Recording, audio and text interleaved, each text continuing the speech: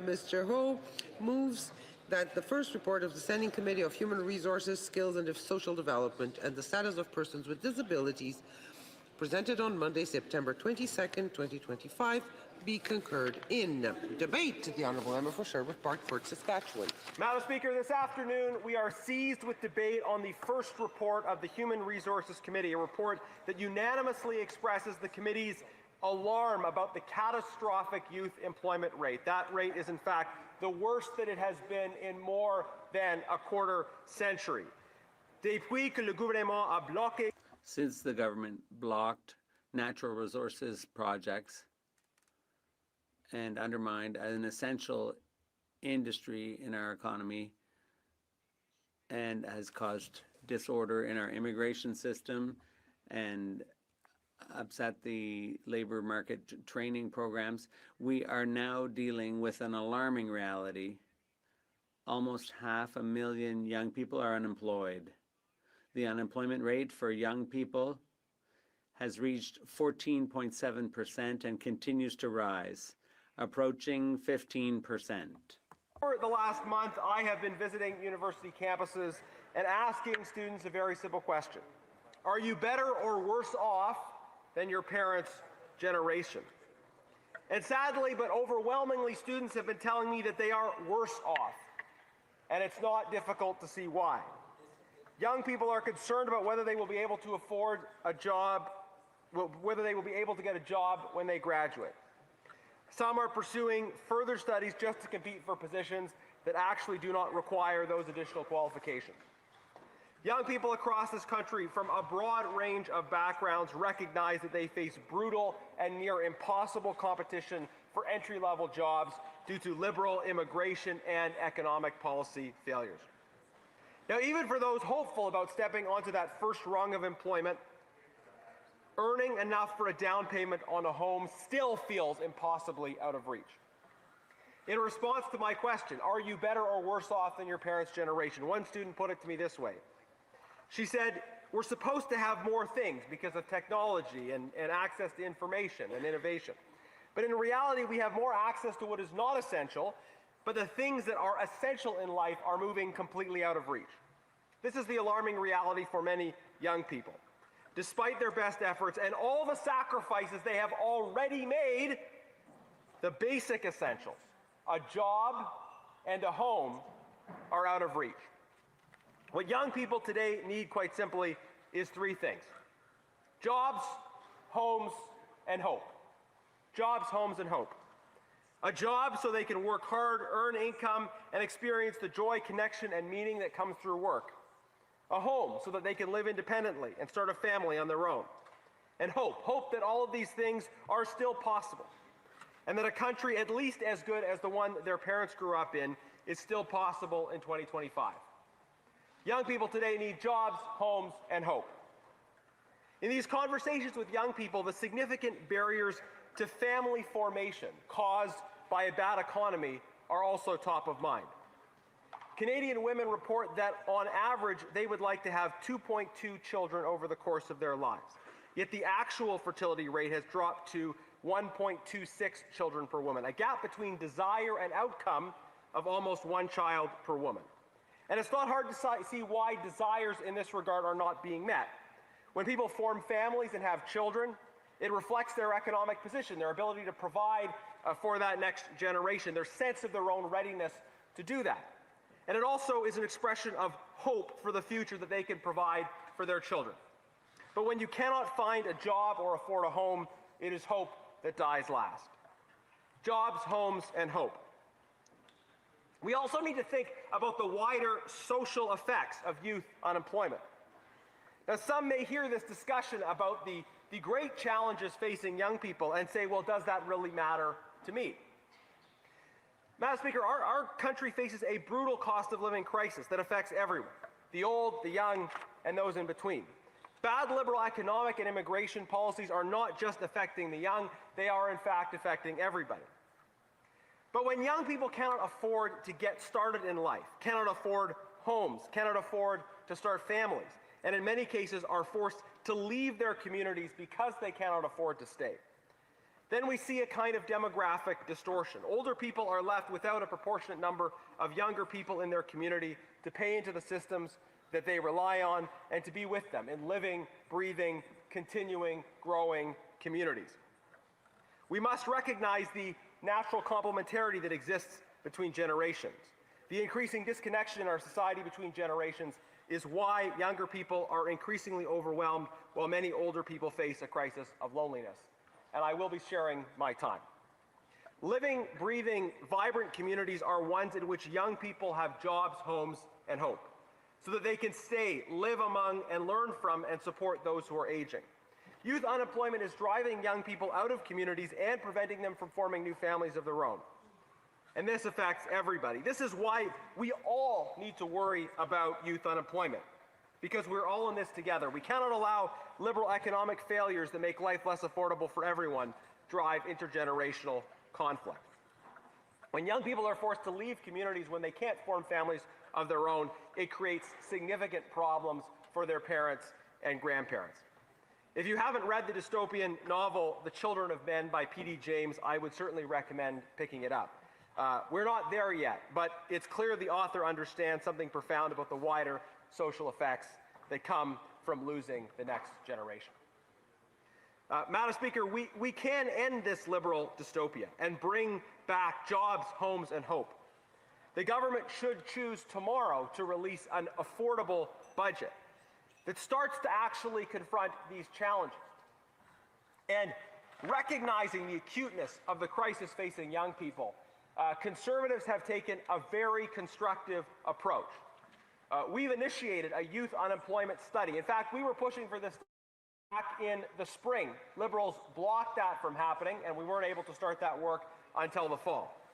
But here we are, and we've heard from witness after witness highlighting the failures of the government when it comes to economic and immigration policy.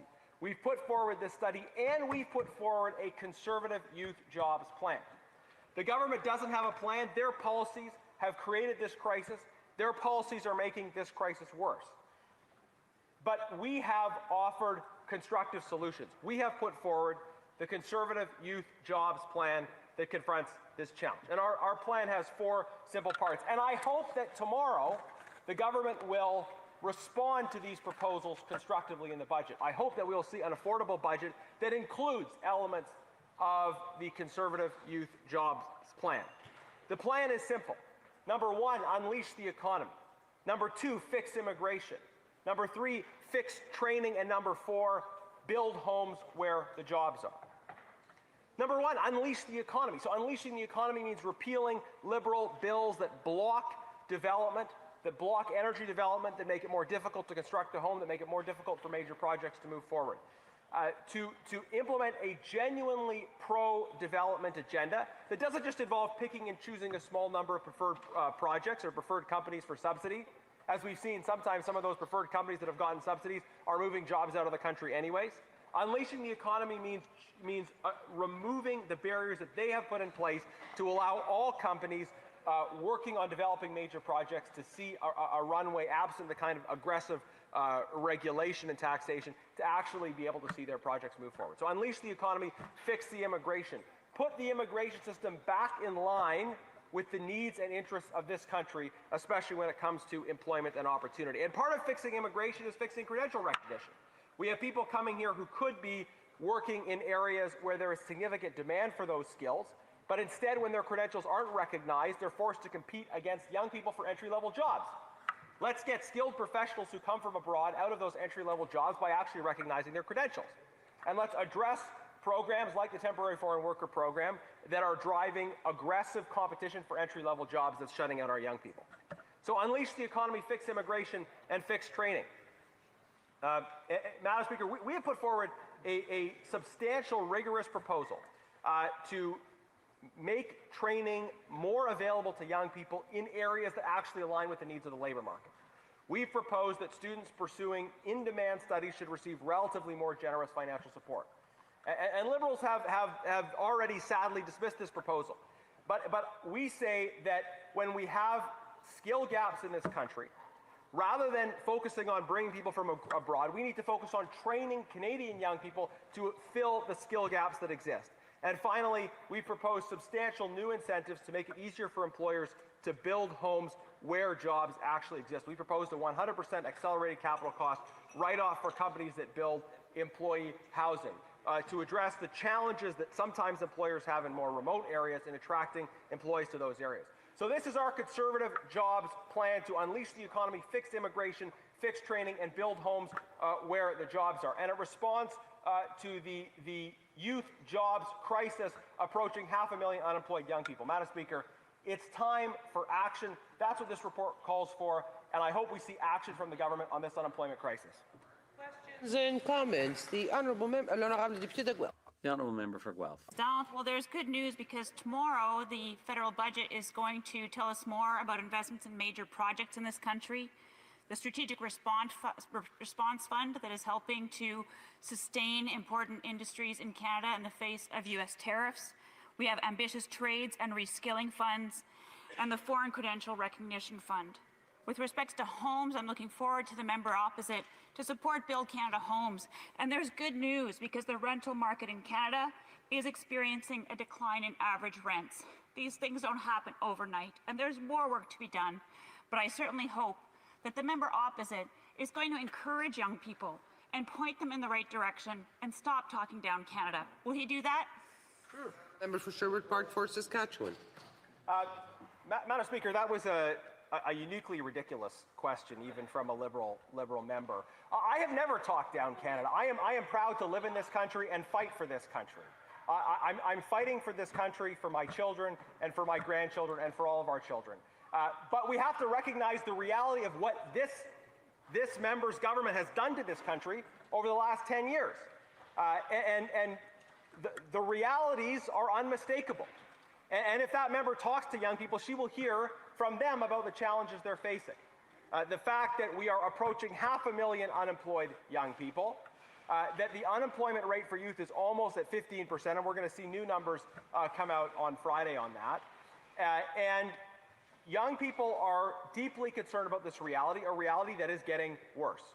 So rather than throw out these slogans that the member talking down, here's our more spending on the same thing. Madam Speaker, let's actually talk about the real numbers and solutions. We put forward a plan. Where's their plan? The honourable member for Joliette. It's now Joliette Madawan, Madam Speaker. Question for my colleague. Yes, there's the issue of jobs for young people at the moment, which is very concerning. And I'd like, however, now to talk about the jobs of tomorrow for young people with the AI revolution, which is coming and which is replacing some traditional jobs in the service sector, among others. Should the government and the economy be deploying strategies to ensure that we have jobs for the future as well? Thank you. Member for Sherwood Park for Saskatchewan. Well, Madam Speaker, it's very important to consider the implications of artificial intelligence. At the same time, the unemployment rate right now in Canada is much higher. If we were to compare with other countries around the world who are facing the same realities and the same problems, or rather the same reality with the development of artificial intelligence, we have the same potential situation in the technology sector, but we have a much higher unemployment rate. So the problem right now is problems in the immigration system, problems with the government's policy, which have limited the response that's possible in the economy. Madam Speaker, so the employment rate and the unemployment rate are measured separately, and or can be measured separately, and they're not the same thing. And it's been remarked that Canada has the worst employment rate in more than 25 years. I wonder if the member could comment on the employment rate. The honourable member for Sherwood Park for Saskatchewan. Yeah, thank you, Madam Speaker. So the employment rate is the percentage of young people in total who are employed, and it's different from the unemployment rate, which measures the percentage of young people in the workforce that are not working. What we're seeing is historic lows in terms of the employment rate. So the percentage of young people in the 15 to 24 age bracket who are working is at its lowest level in more than 25 years. What this indicates is that unemployment is high. Unemployment is at about a 15-year high, but also that many young people are, I think, in many cases, giving up. There's a lot of just frustration with what they're facing, and there's an increasing sense of hopelessness. So we're trying to offer young people hope, to say that a better future is possible, one with jobs, homes, and hope. And this is why we put forward the Conservative Youth Jobs Plan that does deliver hope and that will create opportunities if it's implemented. Resuming debate, the honourable member for Kenora Kiwitino. Thank you very much, Madam Speaker. It's a pleasure to be able to rise and speak and debate on this very important topic. I want to thank the member from Sherwood Park, Fort Saskatchewan, for being so gracious as to share some of his time with me and for his important work on this important issue throughout the course of this Parliament so far.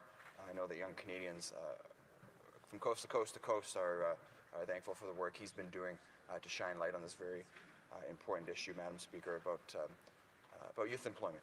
Now, I want to start by looking a bit at the economy as a whole after 10 long years of this Liberal government, Madam Speaker. The labour market really is bad overall. It's especially so for young Canadians, Madam Speaker, but as has already been mentioned here in the debate, Canada has the worst employment rate in more than 25 years presently.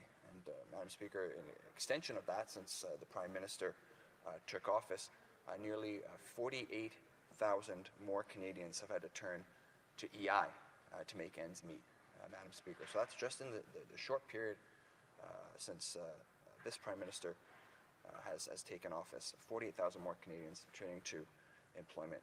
Insurance, of course, we're here talking about the impact on youth and on young Canadians. And Madam Speaker, as someone who's still in my 20s, I know there's a few of us here across all parties in the chamber, and I think that, as an aside, that's great to see more young people getting involved in politics.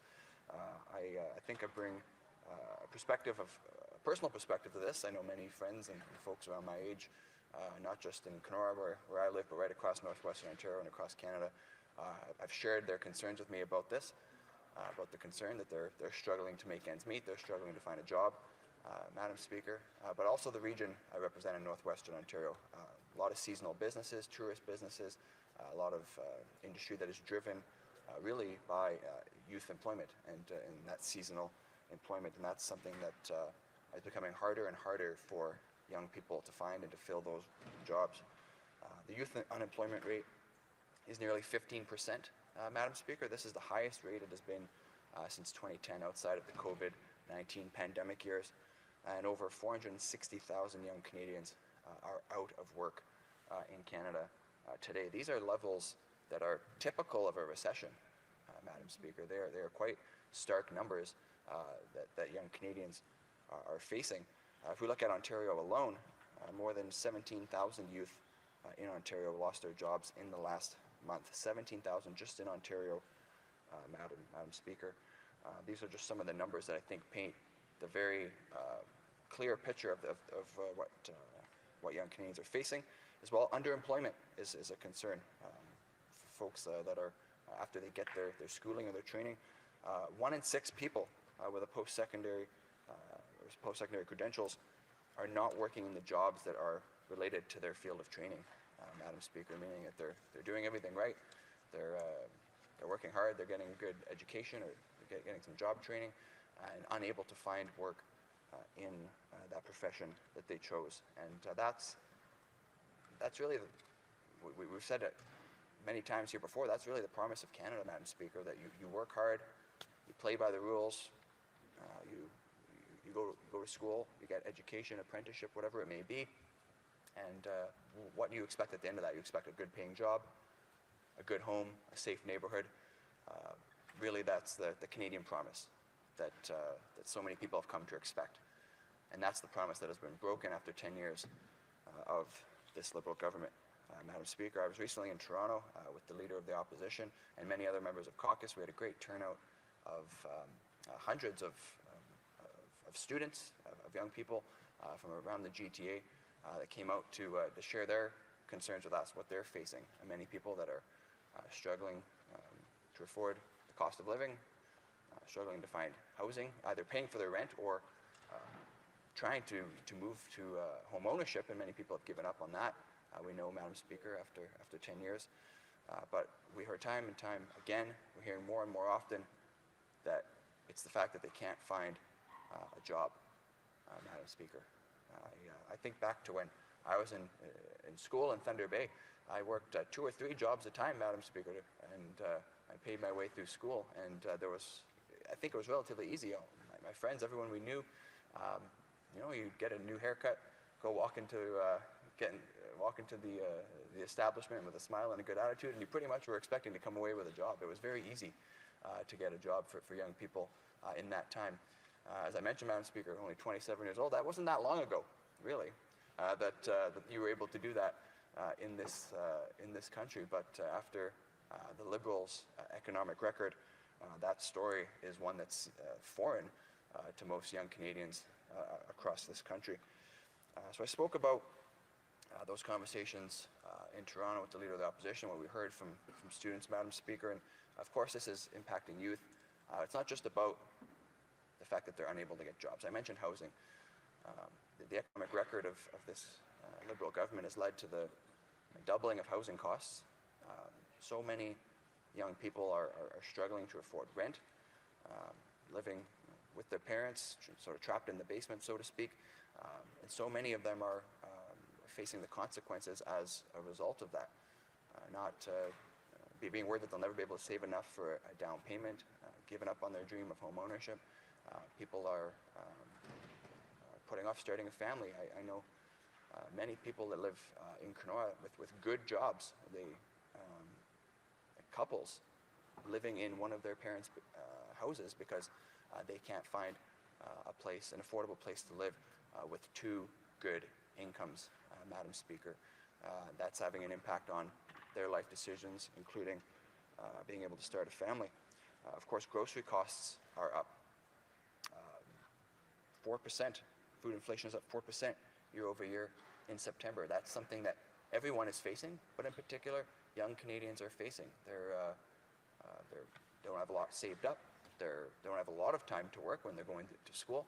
And in the weekends and the summer months and the time that they do have, of course, what we're talking about here today is that they're unable to find those jobs. But this is the Liberal track record, Madam Speaker. They've driven investment away.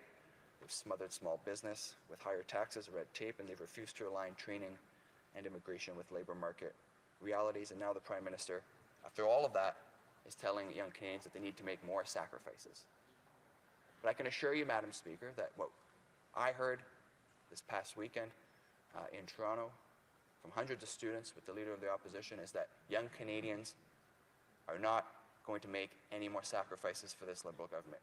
They have sacrificed enough. The dream of home ownership, they've sacrificed a healthy diet, they sacrificed starting a family, Madam Speaker, and now they are sacrificing with their jobs, and they're saying enough is enough.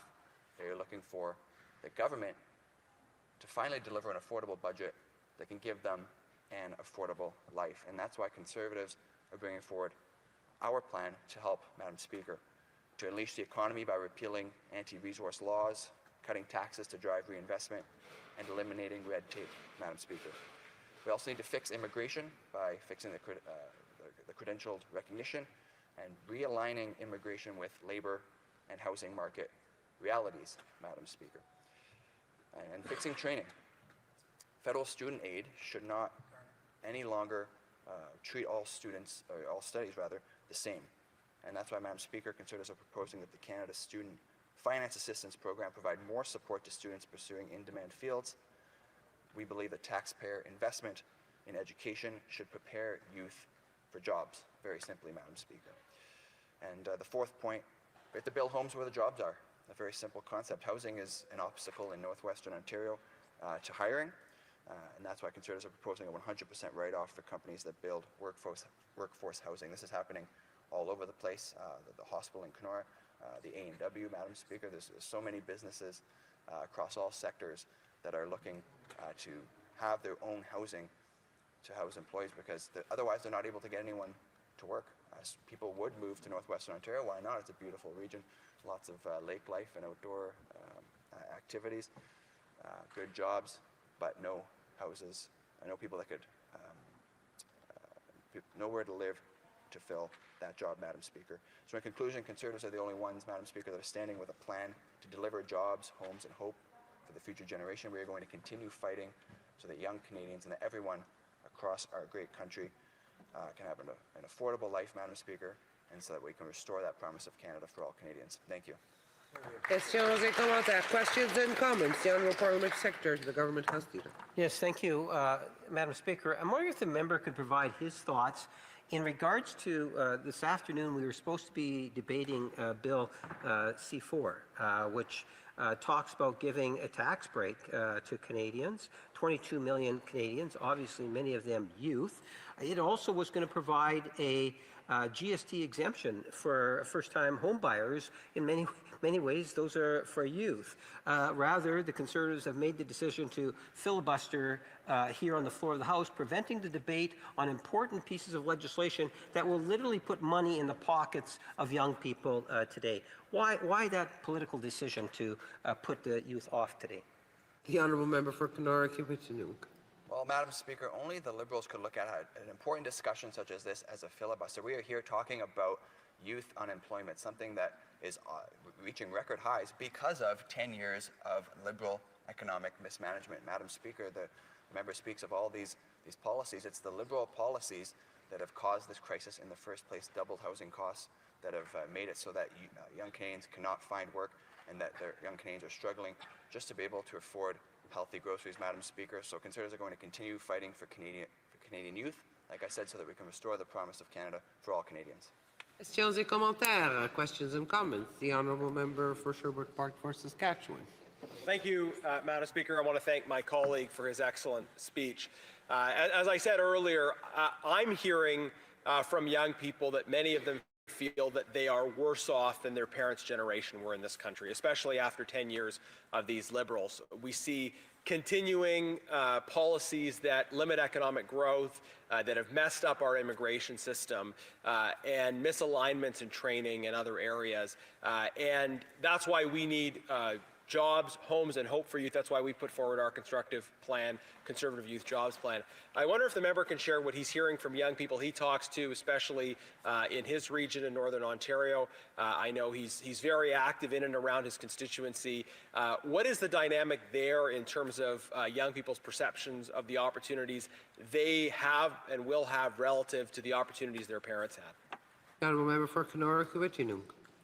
Thank you, Madam Speaker. There's no question that that young Canadians know, I'm not even going to say feel, they know that they are worse off than their parents were and that their grandparents were, Madam Speaker. And I hear that from the youth, and I hear that from their parents as well, that life has become so unaffordable. It's almost impossible to find a house in northwestern Ontario for an affordable price, Madam Speaker. Houses are being sold before they even make it to the market.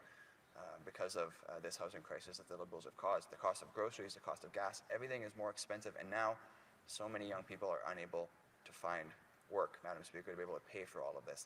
And it's gotten to the point that so many are just fed up. They want to give up, Madam Speaker, quite frankly. They just want to concede that they're going to live in their parents' basement forever, that they're never going to achieve the dreams that they want, start a family, have the career that they want. And Madam Speaker, that's why it's so important that we fight for them here in this House. We ensure that we can lower taxes on food, work, and home building and investment, Madam Speaker, and make sure that we're doing everything we can to support the economy and get young people that opportunity and that hope once again. Well, Parliamentary Secretary to the Minister of Housing and Infrastructure. Thank you, Madam Speaker. I'm just curious because this is an issue we have been studying in committee, and I'm just curious as to why the Conservatives are using the issue of youth unemployment, which is a serious issue, and there are things we can do about this, but instead they're focusing really the gist of their comments on immigration and linking the fact of youth unemployment, blaming immigration for that. I'd like to hear the member on his take on this. Thank you. Honourable Member for Kenora-Kiwichanuk. Well, Madam Speaker, I don't know if the member heard my comments properly. I was actually blaming the Liberals after 10 years of their economic mismanagement for the youth unemployment crisis, Madam Speaker, and that's exactly what has happened. It is the Liberals that have mismanaged the housing crisis, they've mismanaged our economy, and yes, they have mismanaged immigration, Madam Speaker. All of these things are impacting the economic foundations of our country, and it's pushing young Canadians to the point that they are now out of work, they are unable to find a place to live, Madam Speaker. They are struggling to afford basic necessities, and Madam Speaker, that's why Conservatives are going to fight so hard to restore the promise of Canada for young Canadians. Resuming debate, the Honourable Parliamentary Secretary to the Government House Leader. Yes, thank you, Madam Speaker. And to say that I'm disappointed in the Conservatives is an understatement, Madam Speaker. I really cannot believe the destructive path that the Conservatives want to continue. I would have thought things would have changed, Madam Speaker, since the last election. And for a little while it did. When the former leader of the Conservative Party that represented Carleton was defeated, Madam Speaker, he was not in the House as a direct result. And I don't believe we had any concurrence motions, Madam Speaker. In fact, we actually had progress on substantial pieces of legislation. Then we have the leader of the Conservative Party's return to Parliament. And what has happened? It's gone back to the old days. We're seeing from the Conservative Party today what we witnessed from the Conservative Party this time last year. Nothing has changed from the Conservative Party. Seriously, you would think that they would have learned something, Madam Speaker. You know, they want to talk about youth unemployment. The first thing that came across my mind was the year that they rooted back to. They said 2010. Well, what happened in 2009? Well, that was probably one of the highest youth unemployment rates that Canada has seen in the last 25, 30 years. Who was the Prime Minister back then, Madam Speaker? Well, of course, it was Stephen Harper, and the leader of the Conservative Party was one of the individuals that sat around the Conservative caucus, Madam Speaker. What was the difference in the arguments that they were using back then to what they were doing today?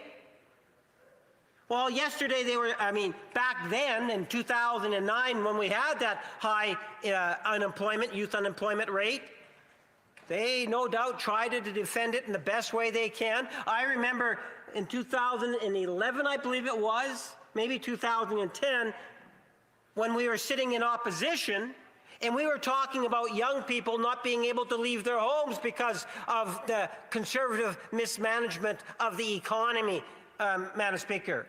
Is there any wonder back then? The most devastating time period for Ontario's manufacturing industry was when Stephen Harper was in government, when the leader of the Conservative Party sat in a Conservative government, majority and minority government, when they devastated Ontario's manufacturing industry.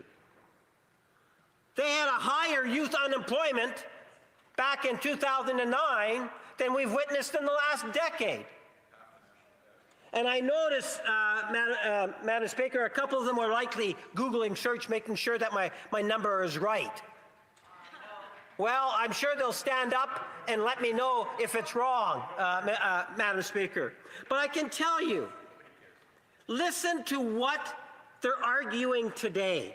I did not know that. I thank my colleague from Trois Rivers who told me what had taken place in committee. It's a part of the leader's desire to make the immigrant community be the bad guys. They're targeting immigration, and they're trying to give a false impression that the national government is the one to blame, when in fact, Madam Speaker, it's a whole lot more complicated than that. And if you want to be able, we set the numbers for permanent residents. Madam Speaker, if only they truly understood. Again, let's talk about Ontario. What took place in the province of Ontario is that we saw an explosion of private post-secondary facilities and a massive recruitment of international students. That was being driven at the provincial level through post-secondary facilities, Madam Speaker. The colleges and the provinces didn't have any problem whatsoever collecting the double tuition fees that were being charged for international students. Many international students were in fact exploited and given commitments, false commitments, in terms of what would eventually happen through their applications and coming into Canada, Madam Speaker. It's a much more difficult situation than the Conservatives try to portray. And to try to say Ottawa is totally at blame here is false, Madam Speaker. You have to factor in things such as funding to post-secondary institutions,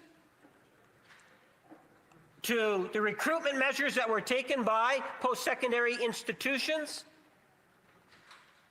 to the way in which international students were brought into Canada over the last number of years. And yes, there are things in which Ottawa could have done. And we've recognized under a new Prime Minister a commitment to stabilize the immigration file. Now, I only raise this issue, Madam Speaker, because I don't like what I'm hearing from the Conservative Party and their anti-far-right immigrant views that they want to express in order to generate support, Madam Speaker.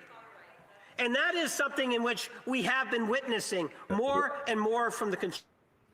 And let's, here, I'll switch it to the...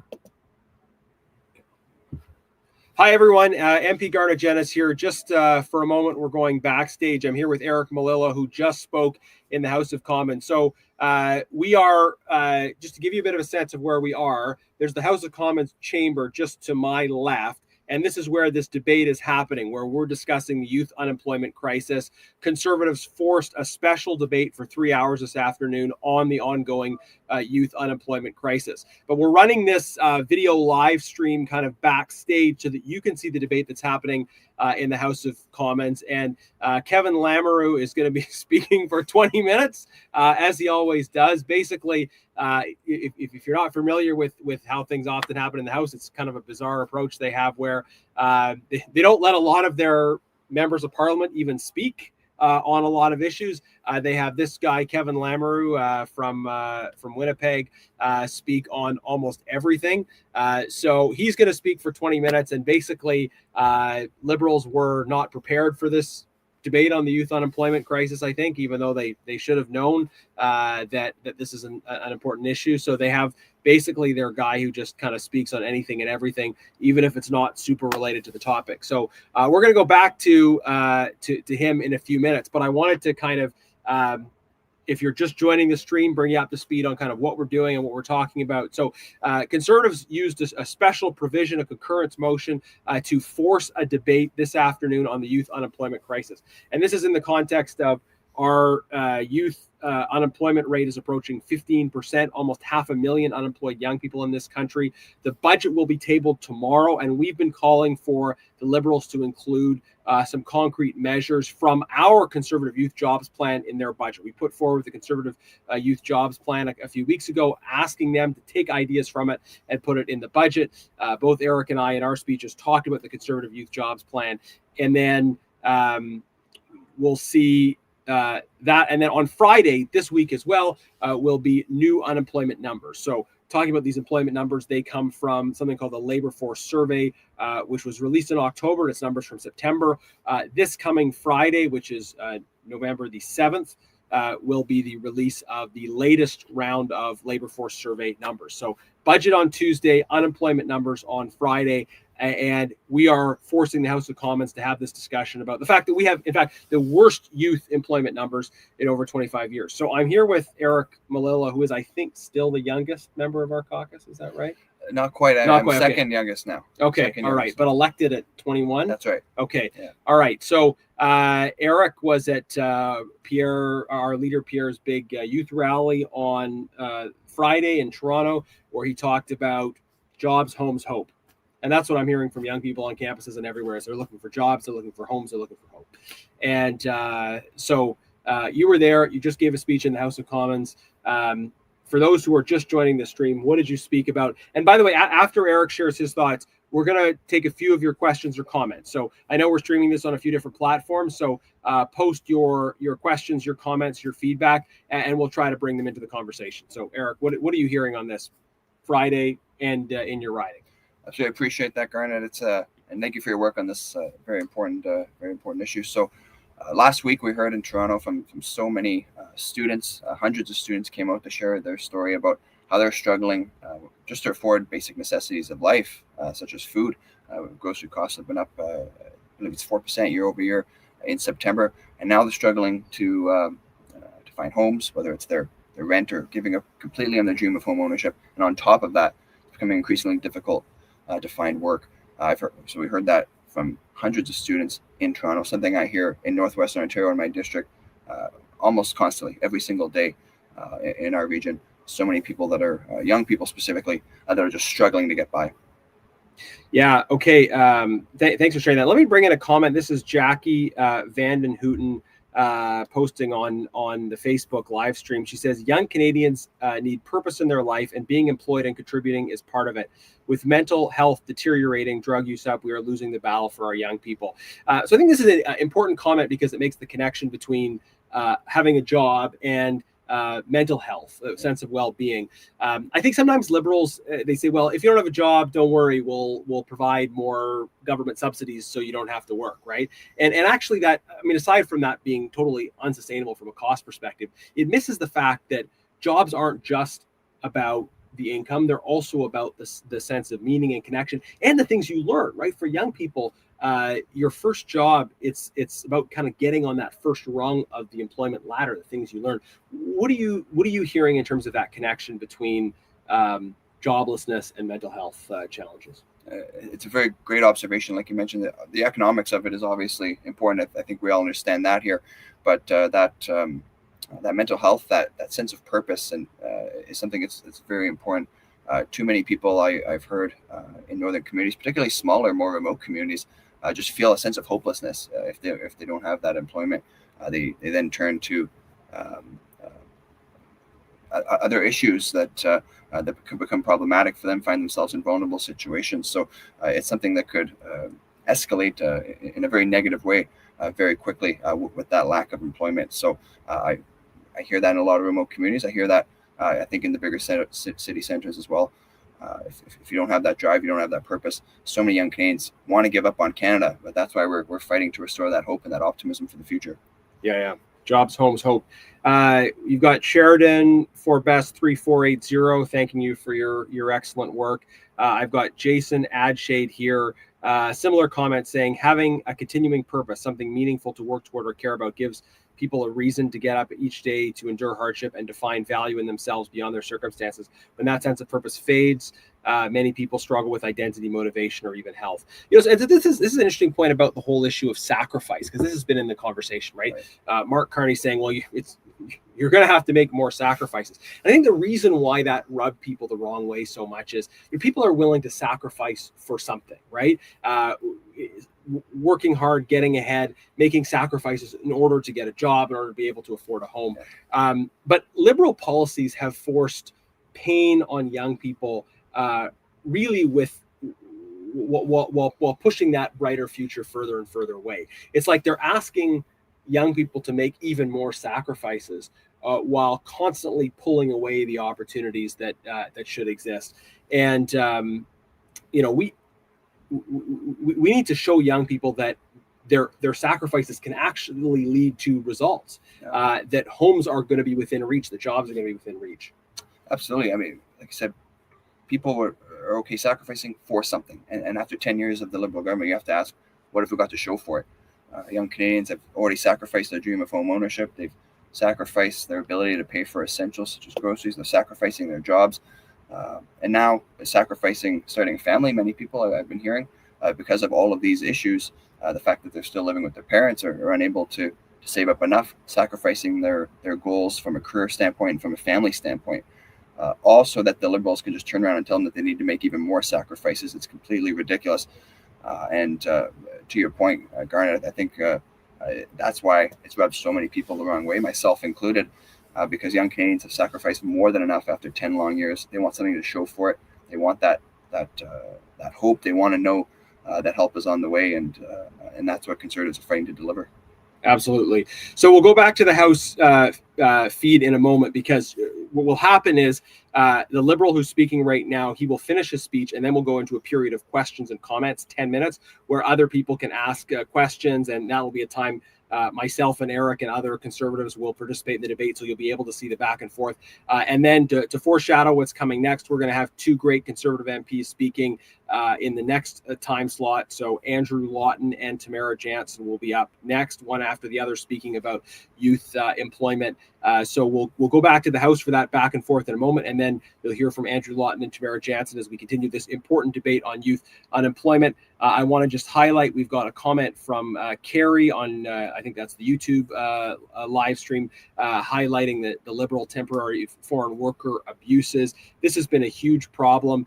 There's been, under Stephen Harper, we had relatively high levels of immigration. It was well managed. It was aligned with the needs of our labor market. Under the Liberals, there's been just an explosion in the numbers, and there's been a failure to recognize people's credentials. So bringing people in who are competing for lower skilled jobs, you have people with skills, but who are not seeing those skills recognized, so they're forced to compete for those entry-level positions. And so we need to have an immigration system and credential recognition that's actually aligned with the needs of our labor market. So that's great to see people are kind of cluing into that part of the problem as well. Our youth jobs plan, unleash the economy, fix immigration, fix training, and build homes where the jobs are. So Eric, any final words from you before we sign off here for now and switch over to the feed from the House? Just appreciate everyone participating, all the comments. Make sure you share, you like, you support the message. We got to make sure we get this message out there, and make sure Canadians know that there is hope with a Conservative government.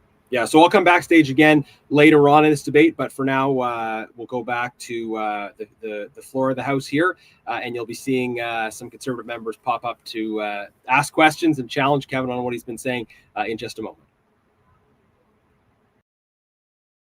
Madam Speaker, if those do not pass, it's going to be because the Conservative Party of Canada continues to put their own political partisan priorities over the interests of Canadians. And I find that very upsetting. I can tell members, not only do my constituents, I would suggest to you that Canadians as a whole want more cooperation on the floor of the House of Commons. That means if you're going to have debates, you've got to recognize at some point you have to allow things to go to committee. Allow them to go to committee so that they can come back, continue the debate, but ultimately work in cooperation. As we are, as a government, working in cooperation with opposition members, because that's the mandate we were given, Madam Speaker. And you're going to see a budget come out tomorrow that is going to be reflective on the needs that Canadians have. The budget, I believe, is going to be a reflection of the times that we're in, Madam Speaker. The Prime Minister often talks about transformative changes that are there on our horizon, whether it's on the trade file and the many other economic indicators. And this is a budget that is going to assist us as a nation to be able to move forward. One of the stats that I really appreciate is the stat on trade. 2.5% of world trade is contributed through Canada, yet we have 0.5% of the world population. We are a trading nation, and that's why you see, whether it's the Prime Minister, the different ministers, and caucus as a whole, looking at trade opportunities that go beyond the United States. Madam Speaker, how much time do I have left? 1 minute. I don't want to run out of time because I do have an important motion, and I would move, seconded by the member for Trois Rivers, that the question now be put. Very well.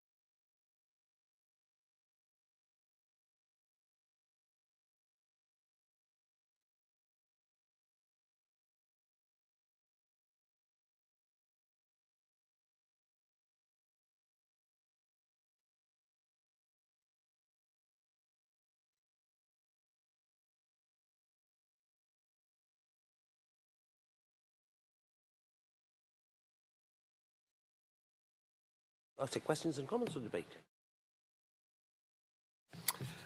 The motion is moved by Mr. Lamoureux seconded by the member for Trois-Rivières, that the question be now put. Debate. Questions and comments, sorry.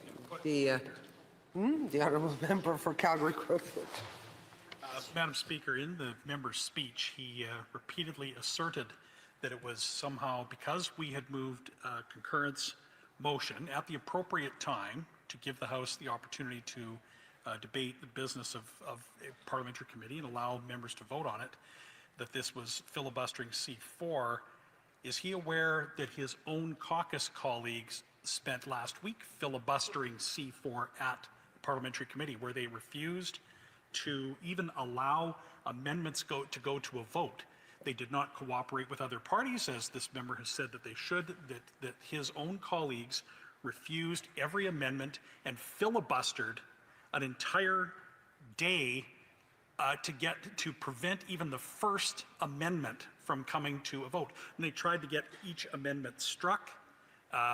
You wisely ruled that the amendments that did pass were in order. So when it comes to machinations around delay of C4, is he aware that it is his own caucus colleagues that have delayed the reporting of this bill to the House? The Honourable Parliamentary Secretary. Well, Madam Speaker, you know, wouldn't it have been wonderful if we could have actually had that debate on C4? And hopefully we might still be able to get there because of the motion that I just finished moving. When you think of committee versus the chamber, the biggest difference is the committee can actually stand indefinitely. You can sit around the clock 24 hours if you want. There's a finite amount of time here on the floor of the House of Commons. And as we witnessed last year, the Conservatives used that finite amount of time in order to play a very destructive role here on the floor. That was last year. I was kind of hopeful that the Conservatives, in particular the leader of the Conservative Party, would have learned something coming out of the last election, that Canadians have a higher expectation in terms of more political cooperation here on the floor of the House of Commons, especially when we're talking about important bills that's going to give 22 million people a tax break. It's a finite amount of time that we have here, and the Conservatives need to stop playing their political partisan game because it's at great cost to Canadians. Questions et commentaires. Questions and comments. The Honourable Parliamentary Secretary. Madam Speaker, so we're hearing the Conservatives blame youth unemployment on temporary residents and blame this government for the increase in temporary residents. And I'm wondering if the member who was here in 2014 remembers when the Harper government launched the International Education Strategy with the goal of doubling the number of international students to 450,000. Do you remember that? I don't, but I expect the Honourable Member will. The Honourable Parliamentary Secretary. Thank you, Madam Speaker. I do remember that there was an explosion of international students coming into Canada, and it wasn't because of just what actions the Liberal government had taken.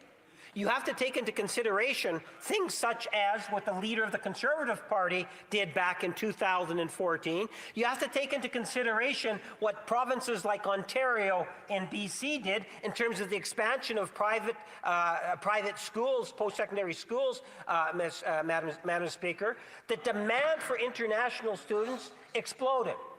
And yes, you know, it would have been nice to recognize it a couple years earlier, but you also got to put it in the perspective of the pandemic. And Madam Speaker, I believe that there's a lot of blame to share, but as opposed to looking at how we blame, I think we should do what the Prime Minister is talking about and looks at ways in which we can stabilize immigration into the future. That's what we are going to do. Questions et commentaires. Questions and comments. The Honourable Member for Sherwood Park, Fort Saskatchewan. Thank you, Madam Speaker. Liberals get really frustrated, it seems, when we raise the link between their immigration failures and unemployment.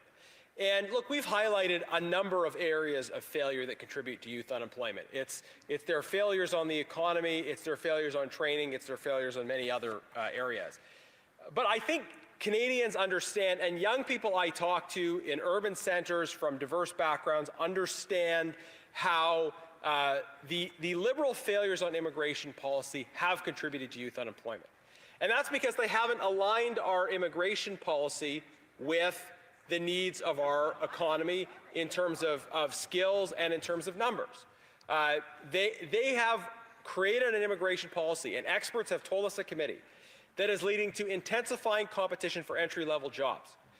Other previous governments had immigration policies that emphasized bringing people in who could fill skill gaps while minimizing that competition. It's their failures that have led to these problems, Madam Speaker, and they have to be accountable for it. Honourable Parliamentary Secretary. Well, Madam Speaker, the member is being very selective. Let me point out a couple of things that I think will amplify the incompetency of the leader of the Conservative Party, and in particular, Stephen Harper. You know, when Stephen Harper was in government, they created, I think, about 1 million jobs, just under 1 million jobs. We almost doubled that number, Madam Speaker. That's a whole lot more jobs being created under the Liberal government than the Conservative government. And when you talk about the issue of youth unemployment, you got to go back to the days in which the leader of the Conservative Party sat around the Conservative caucus when we had over 15% unemployment with young people in Canada, Madam Speaker. I don't believe they blamed immigrants for that. In fact, as it's been pointed out, in 2014, they looked to have more temporary students coming, Madam Speaker.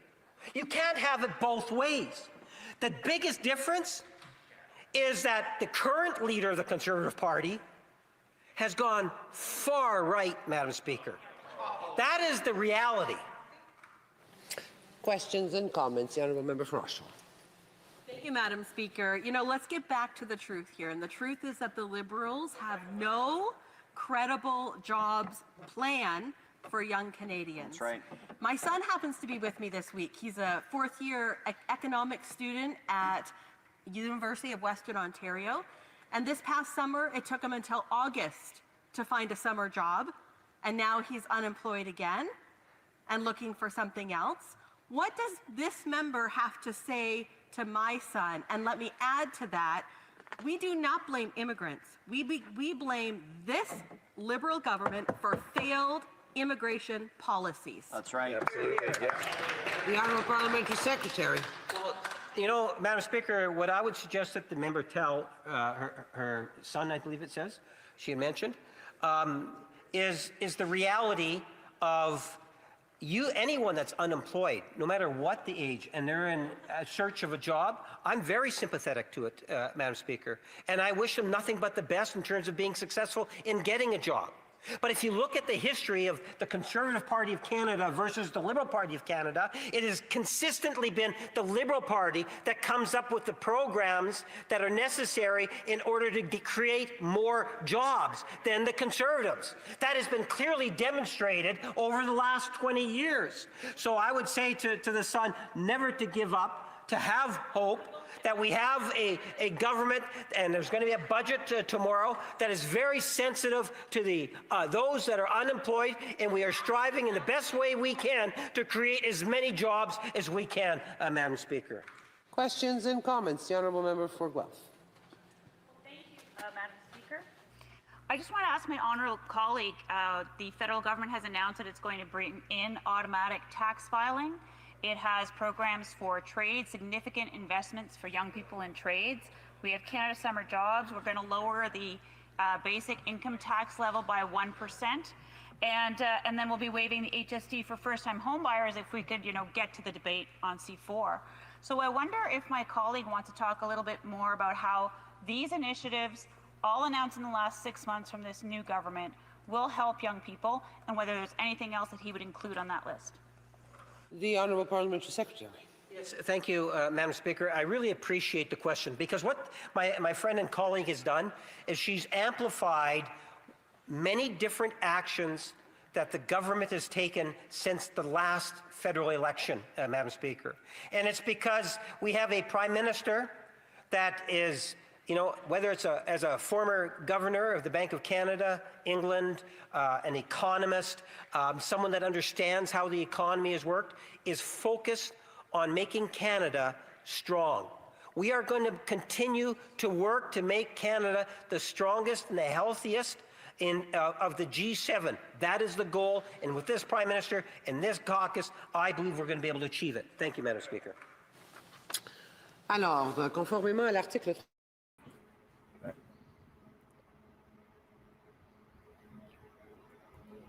Okay, hi everyone.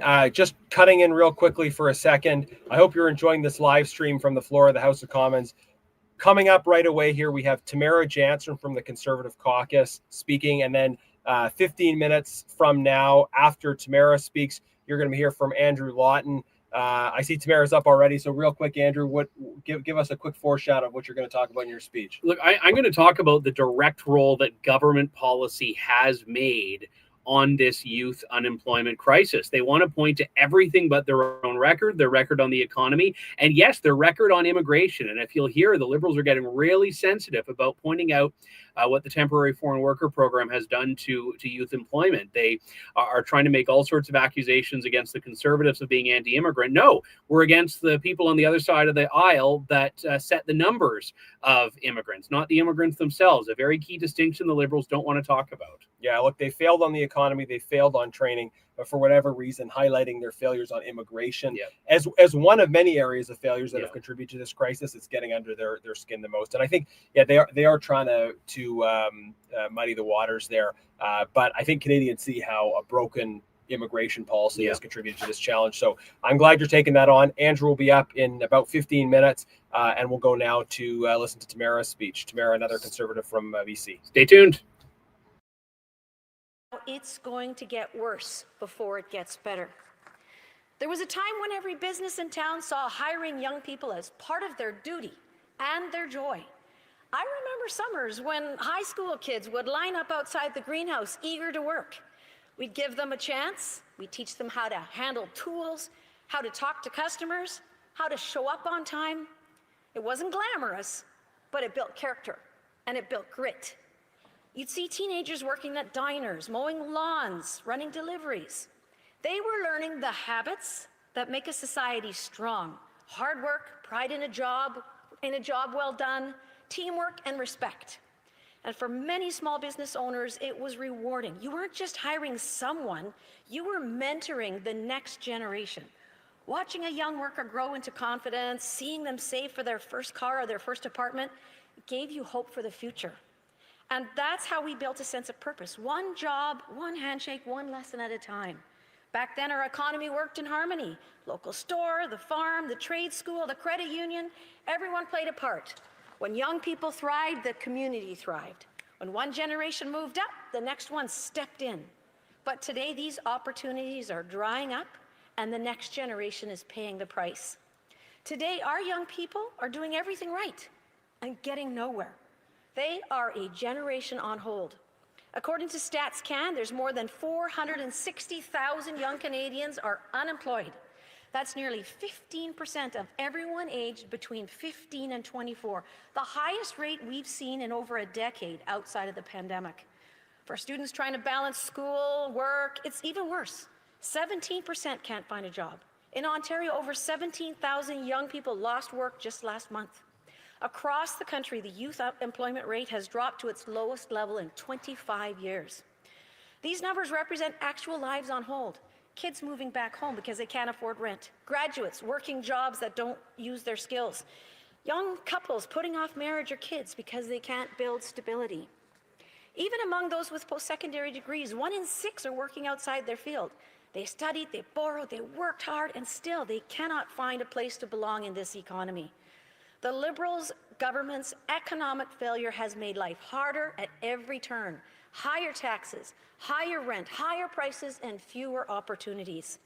And while they pat themselves on the back for resilience, families see the truth. Our young people are struggling, not because they lack talent or ambition, but because government policies have shut the door on opportunity. This is not a blip. It's not just a tough year. This is a crisis, and it's one the Liberal government's bad policies have created. If we don't act, and act fast, we're not just losing jobs, we're losing an entire generation. When young people can't find that first foothold, they start falling behind. Not just financially, but emotionally. They lose confidence. They start to believe the system isn't built for them. We're seeing it already. Record mental health struggles, delayed families, lost skills, and an economy that's missing out on their potential. And it's not just their problem, it's ours. A country that doesn't make room for its young people is a country losing its future.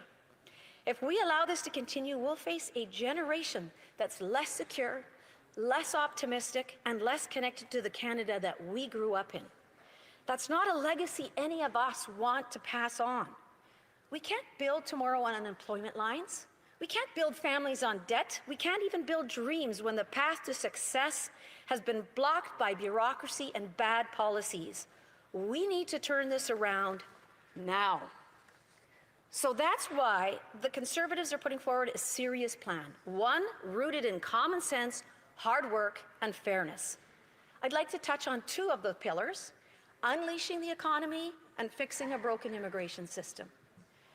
You know, when I was younger, the local mechanic always had a student sweeping the floors and learning the trade. The diner had teenagers bussing tables and saving up for their first car. And every small business in town was proud to give a kid their first start. Today, those jobs are disappearing, not because Canadians don't want to hire, but because it's too expensive to hire, too complicated, and too uncertain to grow a business in this country anymore. Under the Liberals, we've seen investments flee overseas, projects canceled, and small businesses squeezed dry. Red tape has become a growth industry all its own. We need to turn that around. Conservatives will repeal the anti-resource laws that have scared away billions in private investment and shut down entire communities. Because the best way to help young Canadians find work is to let our economy work.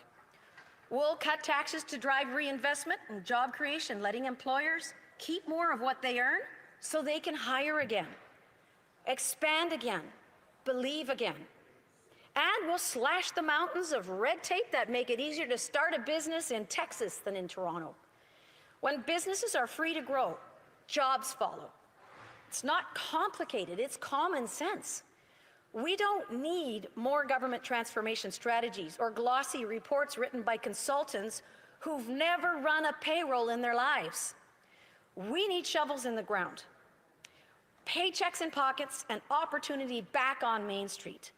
Every new shop that opens, every truck that rolls off the lot, every mine that reopens, that's a door opening for a young Canadian who just wants a chance. That's what unleashing the economy really means, believing in Canada again.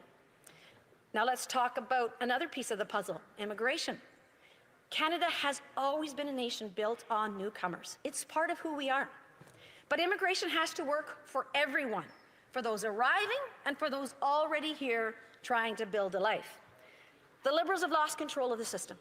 They've flooded the labor market with no plan for housing and no plan for matching skills to the real jobs. Now, while hundreds of thousands of young Canadians can't find work, this government is on track to issue among the highest on record temporary foreign worker permits. How can that be possible? It's not fair to the Canadians struggling to find a job. And it's not fair to the newcomers who come here expecting opportunity only to find chaos.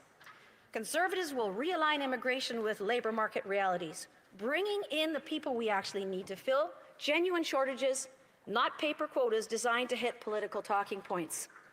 We'll fix credentialed recognition so that newcomers trained as doctors, engineers, and nurses can work in their profession instead of driving taxis while our hospitals and job sites go short-staffed. When we match skills with need, everybody wins. Young Canadians get a fair chance to start their careers, and new Canadians get the respect and opportunity they came here for. And that's the Canadian bargain, or at least it used to be. We intend to bring it back. This is how we restore confidence in our economy, by trusting Canadians again, by giving business owners the freedom to grow, by treating workers both new and born and raised with fairness and respect. If we unleash the economy and fix immigration, we'll open the floodgates of opportunity. Young Canadians won't have to leave their hometowns or move back in with their parents just to survive. They will finally have that first chance to work, to save, to build, to start living. Because this country was never meant to hold its young people back. It was built to lift them up.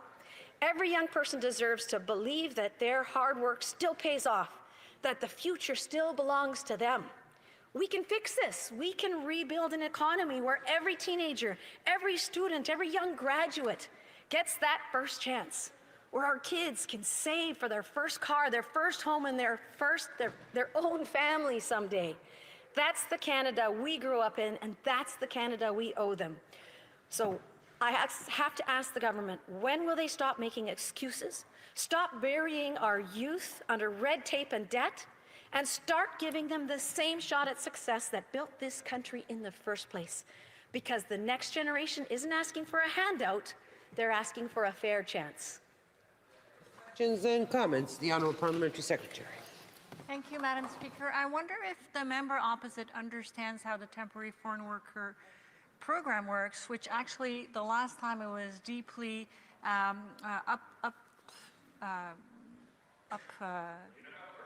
yes, when it was. Mais je vais poser la question. Well, I'll ask the question in French because as it's my first language, it might be a bit easier. So the last time that the program was reviewed under the Harper government, it operated under similar procedures.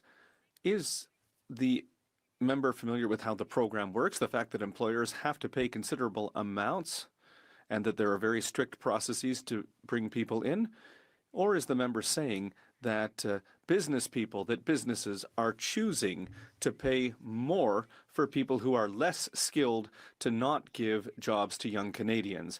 Because it seems like that's what the opposition is saying. So I'm also wondering if the member has had the opportunity to speak with businesses in her riding over the summer, because we went around, we talked to businesses in our ridings, and temporary foreign workers are there to fill gaps in the industry. They're not there to steal jobs from young Canadians. Thank you. The Honourable Member for Cloverdale-Langley City. Madam Speaker, Conservatives believe that immigration is a blessing, but it needs to be managed responsibly. Right now, the Liberals have lost control. They've flooded the labour market without a plan for housing or credential recognition. We've got young Canadians out of work and newcomers driving taxis with engineering degrees. It's chaos. Conservatives will fix immigration so skills match jobs, housing matches people, and both new and born and raised Canadians can thrive again. That's the Canada we promised the world and the one we're going to rebuild. Questions et commentaires, l'honorable. The Honourable Member for Rivière-du-Nord. Thank you very much, Madam Speaker. Madam Speaker, I thank the colleague for the speech. I'd like to ask her to explain. Now, I understand that the statistic of 14.7% of unemployment for young people is a concerning statistic. But, you know, when I go around my riding, I speak to employers who say, listen, if the temporary foreign workers don't come back, I'm going to have to close parts of my business. Look at restaurants, for example. There are restaurants in the town where I live which have closed and which are not going to reopen because they can't find labor to reopen. And business people are saying, you know, listen, I have to work 7 days a week, 12 hours a day. Everyone is looking, but here we have a statistics that say that you know, young people have a high level of unemployment. Does my colleague have an explanation for this dichotomy? Member for Cloverdale-Langley City. Yes, thank you, Madam Speaker. The challenge that we have is the jobs were not matched to the needs in all the different ridings. So we're going to have to work to make sure that we actually have a balanced immigration system that meets the needs and matches them to the jobs out there. Questions and comments. The Honourable Member for London Fanshawe. Madam Speaker, I'd like to thank my colleague from Cloverdale-Langley City for an excellent speech. With regards to youth unemployment, currently Canada has the highest youth unemployment in 30 years. Yes, 30 years since 1995, when we also had a Liberal government. Obviously, it appears that history may be repeating itself. My question is, may my colleague expand on how the Conservatives will resolve this crisis that the Canadian youth are currently going through? Thank you. Honourable Member for Cloverdale Langley City. Yes, Madam Speaker, what our young Canadians are facing is a made in Ottawa problem. It's not that our young people stopped working hard, it's that the government stopped letting the economy work for them. When you tax small business owners into the ground, when you bury job creators in red tape, and when you make it easier to open a shop in Texas than Toronto, you drive opportunity out of reach. Conservatives will fix that, will unleash the economy so businesses can hire again, and young Canadians can finally get that first paycheck, that first start, that first shot at independence. Very brief question from the Honourable Member for Sherwood Park for Saskatchewan. Very brief. Madam Speaker, members have raised the issue of some regional differences in terms of regions of high unemployment and low unemployment.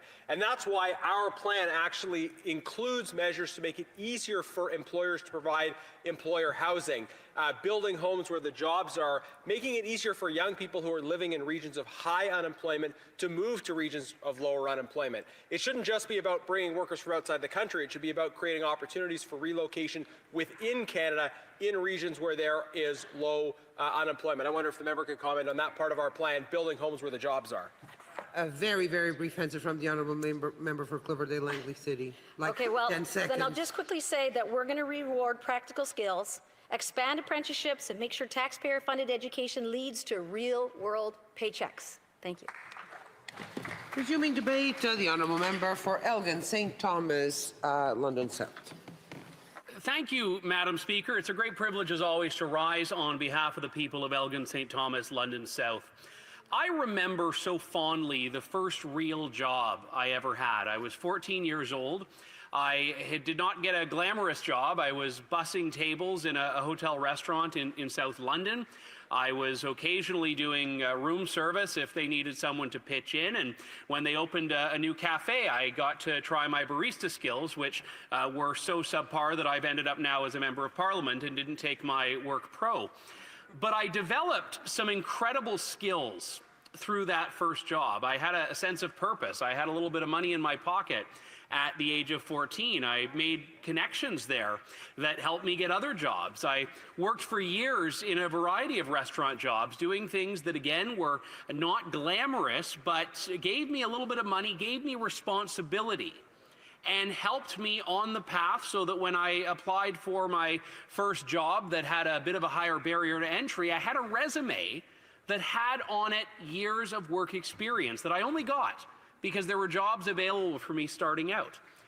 Now, to go back to that very first job I had at the hotel, Madam Speaker, that hotel years later would start filing labor market impact assessment requests and hiring temporary foreign workers.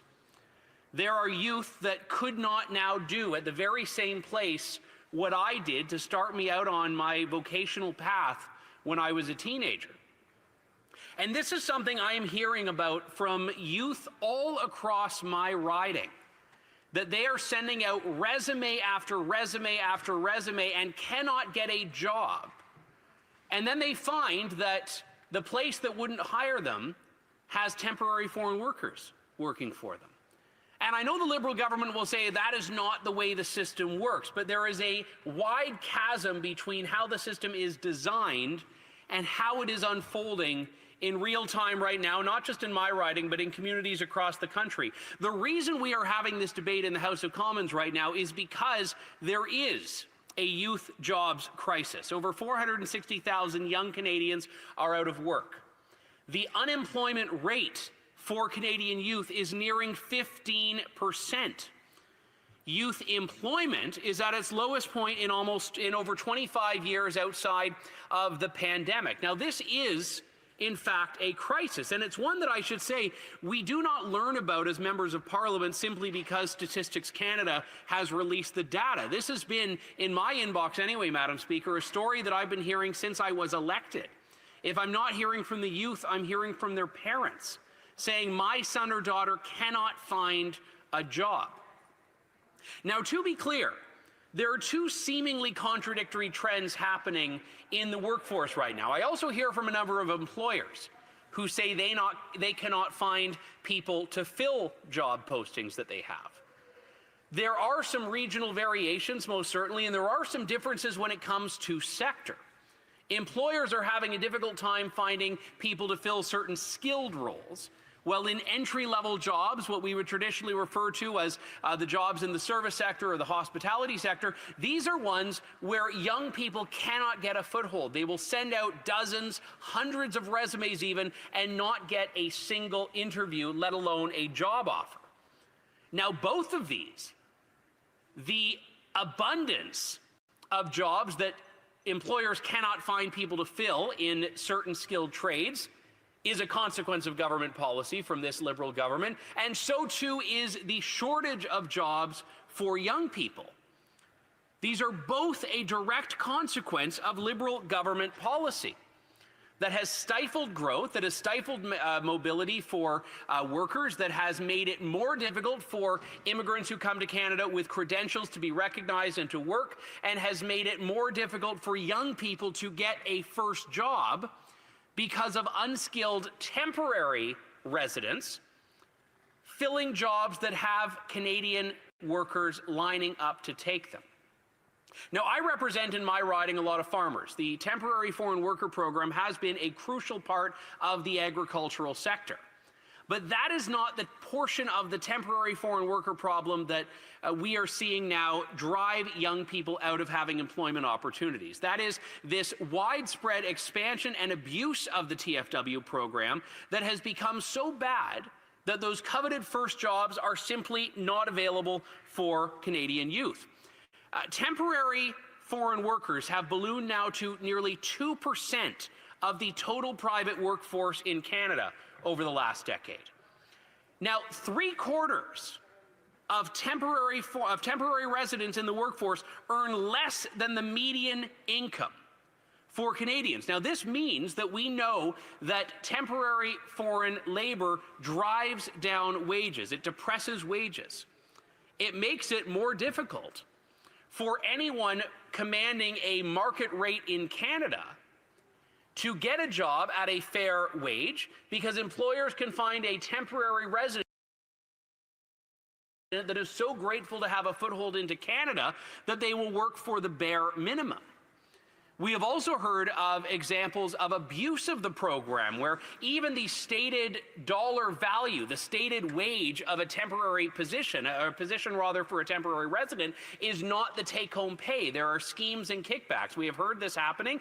This is not to impugn all employers that use temporary labor, but it is to point out that there is a problem in the system that the Liberal government has allowed to fester.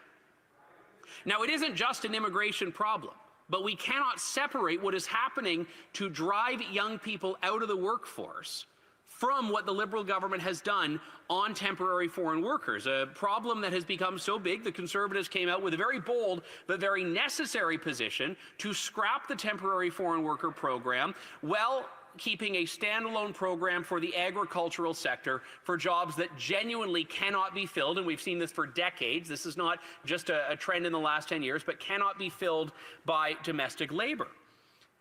So we do have a jobs plan for youth in this country. It is a plan that will open up the economy, that will eliminate the red tape and regulations that are making it difficult for employers, especially small and medium-sized businesses, to hire. It is a fix on the immigration system, which the Liberals have allowed to get so broken that only a Conservative government is capable of repairing it, making sure that Canadian jobs go to Canadian workers. This is not a radical proposition, but the Liberals treat it as though it is. We need to fix training. Right now, Madam Speaker, 1 in 6 workers with post-secondary credentials are unable to find jobs in the field in which they have been trained. We need to make sure that federal student training and funding programs are going towards employment-centered training, education and training that directly will help young people get into the workforce. And lastly, we need to do more to bolster mobility, doing what we can to harmonize credential recognition from one part of the country to the other, making sure that an eager, keen young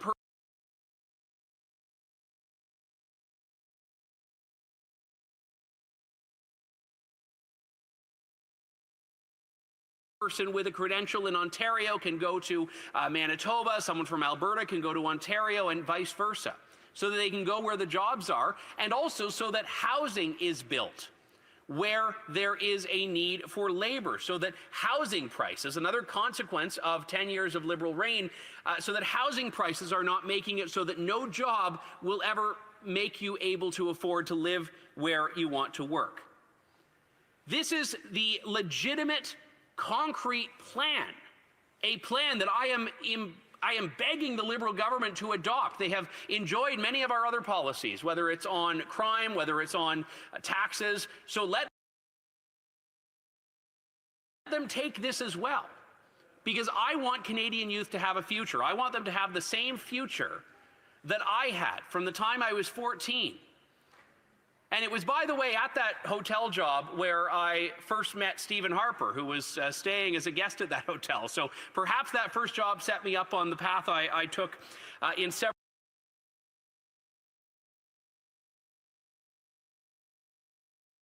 other ways as well. I want to close, Madam Speaker, with an email I got from a constituent a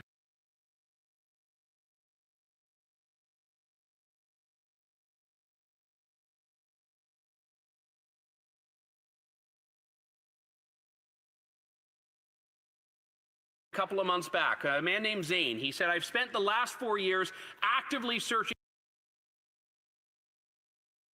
for employment in fields such as administration. I hold post-secondary credentials from Conestoga College, and I've volunteered for 3 years to gain additional experience. Yet despite my ongoing effort, I, like many Canadians, remain unemployed. The federal government promotes employment support programs and encourages workforce participation, but the real experience of job seekers tells a different story."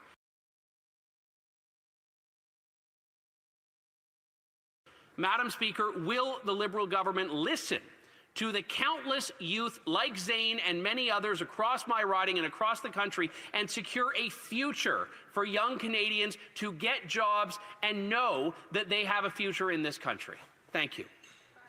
And comments, the Honourable Parliamentary Secretary to the Government House Leader. Yes, thank you, Madam Speaker. I could spend a great deal of time talking about what the member has been talking about in regards to the whole immigration file. A lot of fundamental flaws in the comments that he's put on the record. I would suggest to you, Madam Speaker, but the real issue here before us is the obstruction that's being caused by the Conservative Party of Canada, led by their leader. It is causing issues that affect Canadians. 22 million Canadians, a tax break. First-time home buyers, a tax break. The getting rid of the carbon tax in law. Bill C-4 is important to all Canadians. The question I have for the member is, when will the Conservative Party stop the abuse of the things that they bring forward in order to prevent the type of debates that Canadians deserve and the breaks that they need? The Honourable Member for Elgin, St. Thomas, London South. Madam Speaker, I'm relatively new to this chamber, but I've sensed a trend, which is that there is no shortage of words from the member for Winnipeg North on any issue imaginable. So not all of us in this chamber, especially new members, have had the opportunities that this member has to engage on issues in this place. I am here speaking about an issue that has been tremendously relevant to youth and their families across my riding. And this is not something that I'll just dismiss because it's inconvenient to the Liberal government's narrative. I will continue to talk about this and demand action from this government on this file because our youth deserve a future. The Honourable Member for Niagara West. Thank you very much, Madam Speaker. And to my colleague, you know, I think what he's noticed probably in a very short time is Liberals are the greatest gaslighters on earth. And they talk about things to fix that they run around actually breaking. And this is just another great example is how they break the immigration system and then they come up with a plan to try and fix it. They break the system when it comes to red tape and regulations and they say, we can find a way to fix it. I just want to ask the question to the member, has he noticed a similar thing since he's been here? The Honourable Member for Elgin, St. Thomas, London South. Thank you, Madam Speaker. And to my honourable colleague, I'll say no. I noticed it before I got here, and it's one of the reasons I wanted to come here. Because we do see from this Liberal government a sense of breaking something and then showing up, and all of a sudden they are the ones we are supposed to trust with the solutions. And again, just on the immigration file, I'd be remiss to not point out that this Liberal government promised it would cap temporary foreign worker programs this year at 82,000. Now, in the first 6 months of this year, the Liberal government issued 105,000. And that's not even including what is going to come in the third and fourth quarters of the year. So they already broke the promise in the first half of the year and are telling us they've got the situation under control. Madam Speaker, through you, get real. Questions and comments. L'honorable député de Mont. The honourable member for Montcalm. Thank you, Madam Speaker. I'd like to thank my colleague for his speech, which was fairly nuanced. I wonder if he would agree with what his leader said last September when he said Ottawa has to abolish the temporary foreign worker program if it really wants to help young Canadians find a job. How would he nuance the words of his leader? Member for Elgin St. Thomas, London South. Thank you, Madam Speaker. I believe that the temporary foreign worker program has been so destroyed by this Liberal government, the only way forward is to abolish it. Now, I'm very clear, especially as the Member of Parliament for a lot of rural constituents and farmers, there needs to be a standalone stream for temporary labor for the agricultural sector. That is important, and that is part of a long-standing initiative in Canada that has been working. But temporary foreign workers to fill jobs in fast food and hospitality, forcing youth out of the job market, that is not what the program was for, and that has to stop immediately. A very quick question from the Honourable Parliamentary. A very quick question. Mr. Speaker, would the member then suggest that the temporary work permit extensions should not be issued to individuals that came from Ukraine and settling in Canada? Some, estimated anywhere from, let's say, 250,000 to 300,000 that have temporary work permits. Should they be renewed? Honourable member for Elgin St. Thomas, London South. With respect, Madam Speaker, the member is obfuscating. That is not the cause of the problems we're seeing in the TFW program. It's the fast food and hospitality sector, unscrupulous immigration consultants, again, some of them, not all of them, that have abused this system to the point where our plan is very clear, Madam Speaker. Resuming debate. Reprise du débat. L'honorable secrétaire. The Honourable Parliamentary Secretary to the Minister for Housing and Infrastructure. Speaker, more than ever before, the Government of Canada is stepping up our efforts to help young people in Canada find employment. And it's working. We offer a wide range of programs and initiatives, and the first one that comes to mind is, without a doubt, Canada's Summer Job. Every year, thanks to Canada's Summer Job, thousands of young people gain meaningful work experience that helps prepare them for their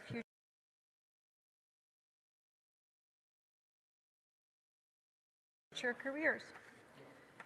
The Canada Summer Job Program helps employers in the not-for-profit, public, and private sectors create quality summer jobs for young people aged 15 to 30. It supports private sector companies with 50 or fewer full-time employees, also takes into account local and national priorities, as well as labor market needs. Through wage subsidies, quality employment opportunities, and mentorships, CSG, the Canada Summer Job, helps employers fill job vacancies and young people gain experience that will inform their career choice. For some, it provides their first work experience. Everybody wins. And it works, Madam Speaker. Let's look at the latest numbers. Since 2019, Canada Summer Job has generated over 530,000 job opportunities. This year, for summer 2025, we've created up to 6,000 additional opportunity. That's on top of the already 70,000 jobs announced, for a total of 76,000 jobs for young people across the country. In 2024, Madam Speaker, the Office of the Auditor General of Canada conducted an independent audit of the program. It found that youth who participated in CSG have a better long-term earnings than those who do not. This program works, and it's an integral part of a larger whole.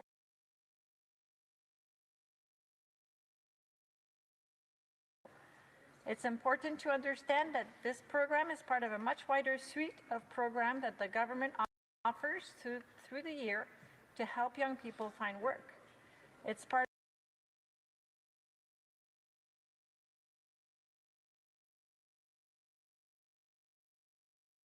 of the Youth Employment and Skills Strategy, a horizontal Government of Canada initiative led by Employment and Social.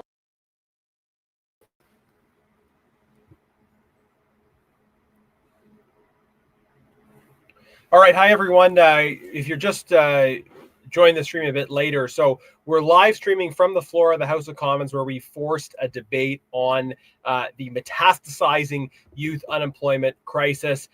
And we're doing this live stream kind of from a booth behind the House of Commons. It's just right over there is the House of Commons chamber, and we're kind of behind it, and bringing some special guests on, MPs, to talk a bit about the issue as well. Right now, you have a Liberal MP up speaking, the Parliamentary Secretary, and we'll go back to her in a few minutes. But I want to introduce you to Grant Jackson, who is on the lineup to speak, but we'll see. It's a 3-hour debate, so sometimes we get people that want to speak and then get bumped off just because there's only so many speaking slots. And initially, the Liberals weren't planning on putting anybody up. Yeah, and then now they've decided to add one more speaker. So, Grant, you're a new MP from Manitoba. Remind me of the constituency. Brandon Souris. Brandon Souris. So you took over from Larry Maguire. Larry Maguire, right? Yeah. So Larry Maguire was very involved in the immigration committee. So right. What kind of committees are you? Yeah, so I'm on the Procedure and House Affairs Committee. Okay. Excuse me, Garnet. But yeah, new MP from Brandon Souris. I'm one of our 4 Gen Z expansion pack. So I'm 28, although my receding hairline might not show that. So glad to be talking about youth in the House of Commons, because the disaster of the last 10 years for the Liberals is certainly affecting my generation. Yeah, well, hey, if you don't have hair, it saves you money on haircuts. That's right. Well, mine is explosive. Anyways, you don't need to hear about that. But so we've got a few people kind of under 30. So you guys are, you're talking to people you went to high school with, people right. People closer to your age that are really close to this acute youth unemployment crisis. What are you hearing from your friends? What are you hearing from people in your community close to that age group who are dealing with this crisis? Yeah, I mean, it's tough, Garnet. Like, they don't understand why 10 years of a government, it's resulted in them having less hope for even achieving the same style of life that they grew up with their parents, not to mention doing better than their parents. They're not even sure that they can get there to where their parents were when they were raising them. And so that makes them consider whether they should even be having kids at all, which is something I often hear, that people don't want to be irresponsible parents. They don't want to rely on the government to have to feed their kids. So they're maybe just deciding that now's not the time and they shouldn't be having a family at all, which is a terrible outlook for the future of this country. Yeah. And I know it's a very serious topic, but I do want to highlight one YouTube comment that says, "I'm 29. Don't worry. Eat more onions and your hair will grow." Okay. So I don't know. We'll have to refer that one to the science committee for verification. For study. That would be good. Maybe that's something for the I'll have to work on that. Science committee to study is. But so family formation. I talked about this in my speech, and I was chatting with some young people about this at McMaster when I was there on the weekend, it's not for politicians to tell people how many kids they should have. Right. But if you look at the comparison between the numbers that people say they want to have versus the number they're having, polls show that on average people want to have about 2.2 kids, whereas fertility rate has dropped to 1.26. So there's a lot of unmet desire in terms of what people want to have in terms of a family and what is actually happening in their lives. And but I was asking some of the folks I was talking to, so like, how does this work? You're in a relationship, things are moving forward, but you just can't afford to buy a home. Like you can't. So what happens in that case? People are stuck in this choice of significantly delaying family formation or moving away. I mean, in some cases, maybe people think about going to the next stage of that relationship, even while they're still living at home, which is I mean, it's happening. Yeah. So it's happening. These are the practical consequences for families that come out of not having jobs, not having homes, and the crisis people are And facing. I think a lot of my generation is stuck in the cycle of, as you say, trying to figure out how to navigate moving forward as an adult while still stuck in your parents' basement, or they're stuck in a rental apartment that they can barely afford because rental rates have skyrocketed in the country too. And so they can't save up for a down payment to get out of the apartment because apartment rents are so high, because we don't have any builders that are interested in building them because of development fees and liberal taxes. So we put forward plans in these areas. We've had very detailed policy on housing. We put forward the Conservative Youth Jobs Plan, and we're profiling it as part of the debate. It's interesting, we're highlighting the different aspects of our plan: unleash the economy, fix immigration, fix training, and build homes where the jobs are. And it's a comprehensive plan that includes these different elements. But the Liberals are really fixating on the immigration issue in this debate. And I think it's one issue in a field of different issues. Their failure to align immigration with the needs of our economy. And it's not just about the numbers, it's about skills alignment, and it's about recognizing the skills of people who come. If you have someone who has skills and they're not recognized, and so they're forced to work an entry-level job competing with young people, I mean, that's a big missed opportunity when they could be, that person maybe should still be here, but they should be able to work in their field, freeing up space at the entry-level job. Yeah, 100%. There's drivers doing cabs or Uber that are professionally trained doctors, veterinarians, etc. Nurses can't get their credentials recognized here. That's partly a provincial issue due to the colleges of all these professions, but I think we've recognized that, and Garnett's done a great job talking about youth with this youth job strategy. It's something that I'm hearing about from my constituents of all ages, but in particular young people, that they're glad somebody's talking about it, because the Liberals are back. Even today you had Kevin Lamoureux from Winnipeg, another Manitoban like me, up talking about how, well, the youth jobs rate still isn't as bad as 2008, 2009. Well, that was the largest economic collapse since the 1930s. So no wonder there was a jobs issue then. The last 10 years, the only excuse the Liberals have is failed Liberal policy. So I don't know that they're really taking this issue as seriously as they should. But folks, we've got a plan to get this done, to get young people back into a hopeful opportunity for a great future here in this country. I don't want to lose any more people to other provinces, but especially not out of the country. And so let's keep it up. Yeah, thank you. Just looking at some of the comments here, we've got a lot of different comments. And let's close with this, because I want to get back into the House, and thanks for being generous with your time, Grant. But there's one comment saying, bring back teen apprenticeship programs for Canadian youth. And part of our plan, fixing training, and this was actually in our election platform, we've highlighted as part of our Conservative Youth Jobs Plan, is supporting vocational programs in high schools. I think that's really important. And I encourage young people in this tough economy, one thing you can do is try to start early. Like if you're thinking about, I might want to do this in my future, as young as possible, it's good to think about what career you're going to have and to try to start developing skills in that direction. And if we can expose teenagers, even younger, to at least the idea of trades, and then maybe into high school having opportunities to do trade courses, get a bit of a feel for what it is. Some people are going to take those courses and say, "Hey, it's not for me," but more people are going to. They should have the opportunities. Absolutely. And whatever it is, starting early with career planning makes sense, and we can help people do that by trying to push those skills training opportunities, really concrete job-related skills, as early as possible. And in the interim, if you're in a rural community in particular that doesn't have a school that offers those kinds of vocational or trades programming, reach out to a local shop. I mean, I know that just because there's high youth unemployment, also some employers are finding it hard to find people who are interested in doing these jobs. Reach out to somebody local in your rural community. I guarantee they will make time to show you the ropes and see if you're interested in it, because they want to keep local people in these local jobs. Yeah, so unleash the economy, fix immigration, fix training, and build homes where the jobs are. We're going to be highlighting that plan. We'll go back to the House of Commons feed. Thanks so much for joining us, and great to have you as part of our team. Great to have, I still think of myself as young. Under 40. But under 40. Still in the under 40 caucus. But, really the dad caucus. The dad caucus. There's more. Not there yet. There's someday. more. Someday. I have to recognize I'm not as young as I used to be, I guess, like all of us, right? So It's good. So we've got our under 30 caucus now, especially carrying this torch, and it's great to work with you and with our great team. So we'll go back to the House of Commons feed. This Liberal parliamentary secretary is going to be finishing. We'll have about 10 minutes in which we can ask her questions and challenge some of the things she said in her speech, and then you'll be hearing from some more conservative MPs shortly after that. So stay tuned. Keep following the debate as Conservatives have forced this special debate in the House of Commons on the youth employment crisis, recognizing we got the budget coming out tomorrow.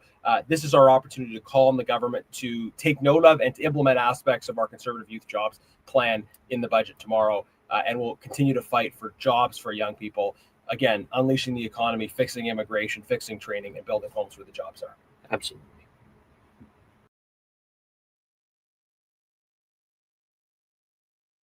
Those committee hearings, right?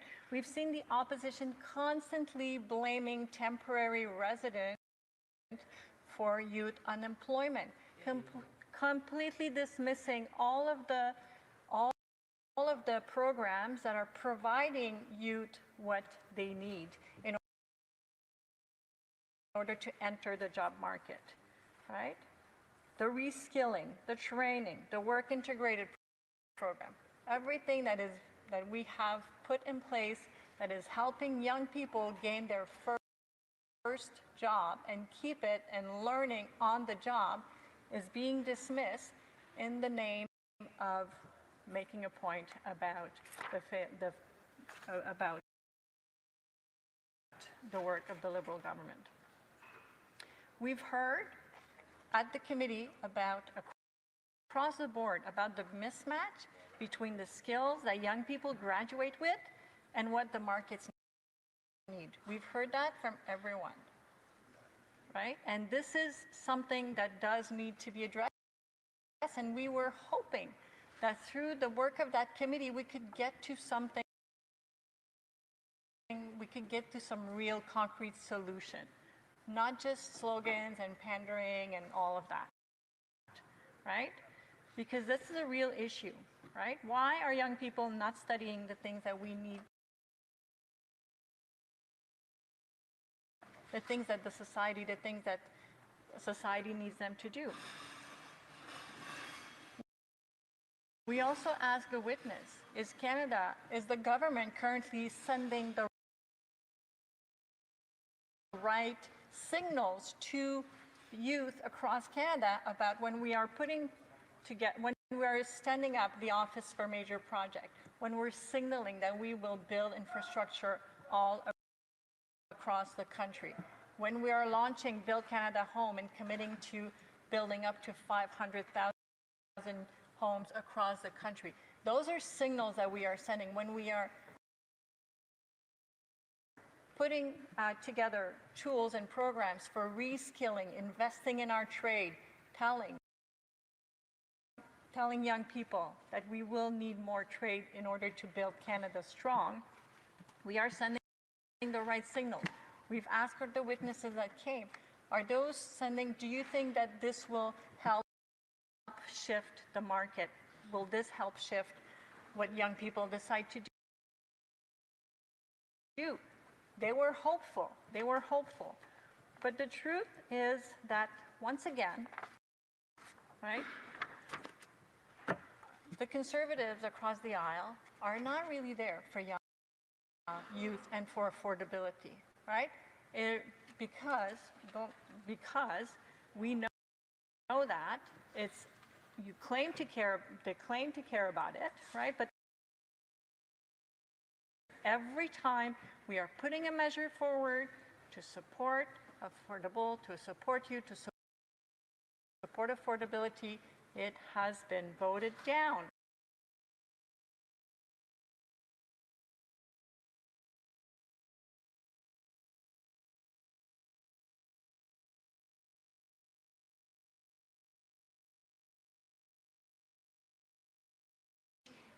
Engage genuinely in committee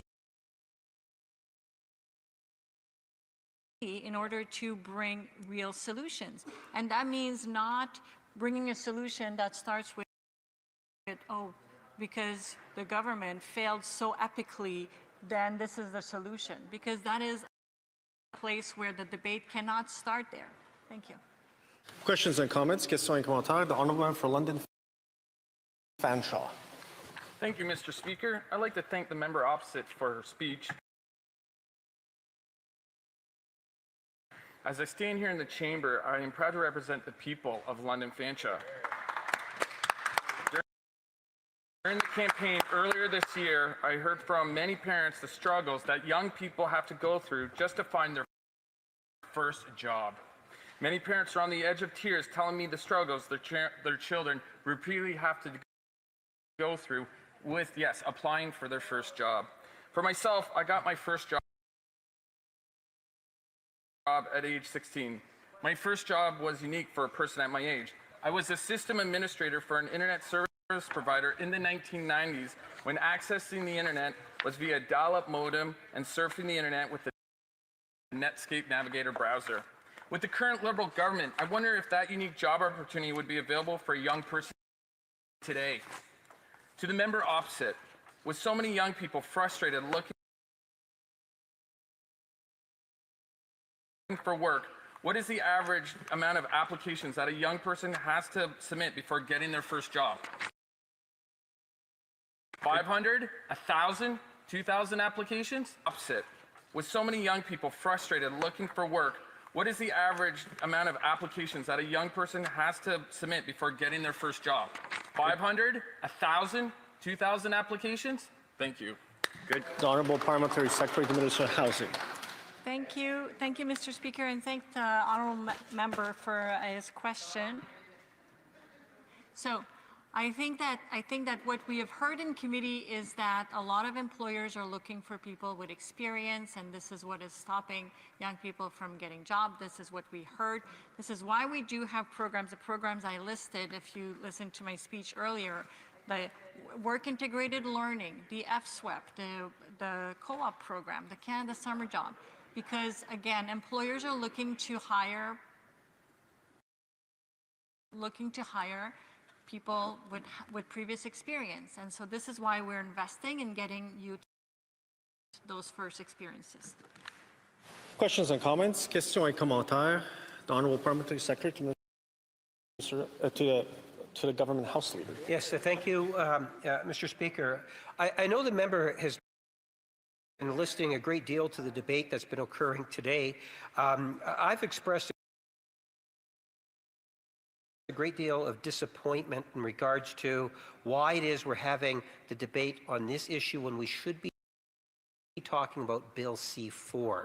Bill C-4 gives 22 million Canadians a substantial tax break along with the first-time home buyers. We have the budget debate that's coming tomorrow. It seems to me that we should be as opposed to witnessing, or what we have been witnessing is a filibuster from the Conservative Party, when in fact we should be talking about the interests of Canadians, and she can provide her thoughts in terms of her constituents' need for the tax break and the many other things that are being brought forward by the government. The Honourable Parliamentary Secretary. Merci beaucoup, Monsieur le Président. I'd like to thank my colleague for this question.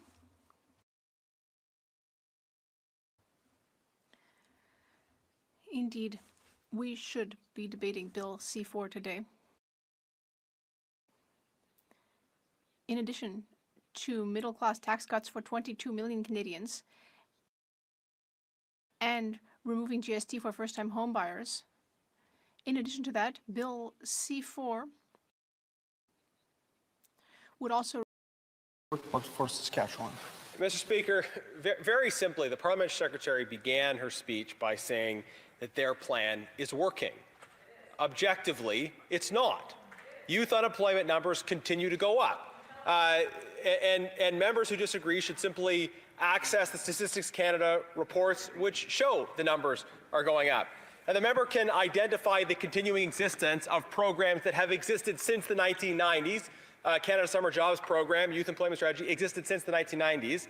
But the Liberals' approach on a range of policy areas is clearly not working. It's just in the numbers. Does the member not believe the numbers, or does she hope we aren't aware of them? The Honourable Parliamentary Secretary, Minister of Housing.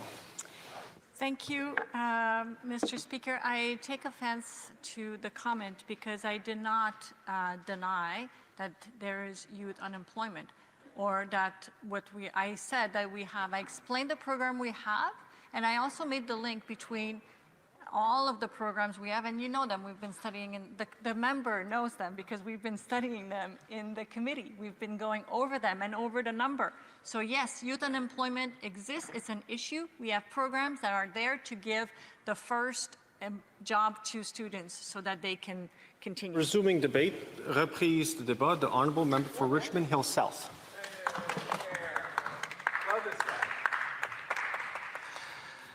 Mr. Speaker, in the midst of a generational youth unemployment crisis, this Prime Minister has a message for young Canadians to keep sacrificing.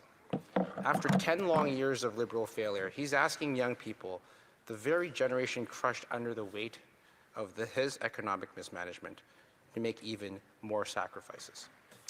But what more is there left to give? Young Canadians have already sacrificed the dream of home ownership. They've sacrificed with a summer of no jobs. They've sacrificed at the grocery store with skyrocketing food costs. And now, the same out-of-touch Liberal Prime Minister is asking them to dig even deeper, to pay for his record-breaking deficits, his anti-growth ideology, and his out-of-touch experiments in economic policy. Let's be clear. Young Canadians don't need another lecture from an out-of-touch Goldman Sachs investment banker Prime Minister about sacrifice. They need jobs, they need homes, and they need a future filled with hope. Statistics Canada has confirmed what every young Canadian already knows and feels on the ground.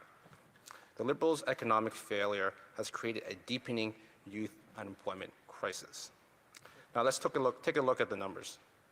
In September, youth unemployment climbed from 14.5% to 14.7%, as if it wasn't bad enough. The highest level since 2010, coming out of the Great Recession, outside of the pandemic years. Over 460,000 young Canadians aged 15 to 24 are unemployed today. Nearly 15% unemployment nationally and climbing. For students trying to balance school and work, it's even worse.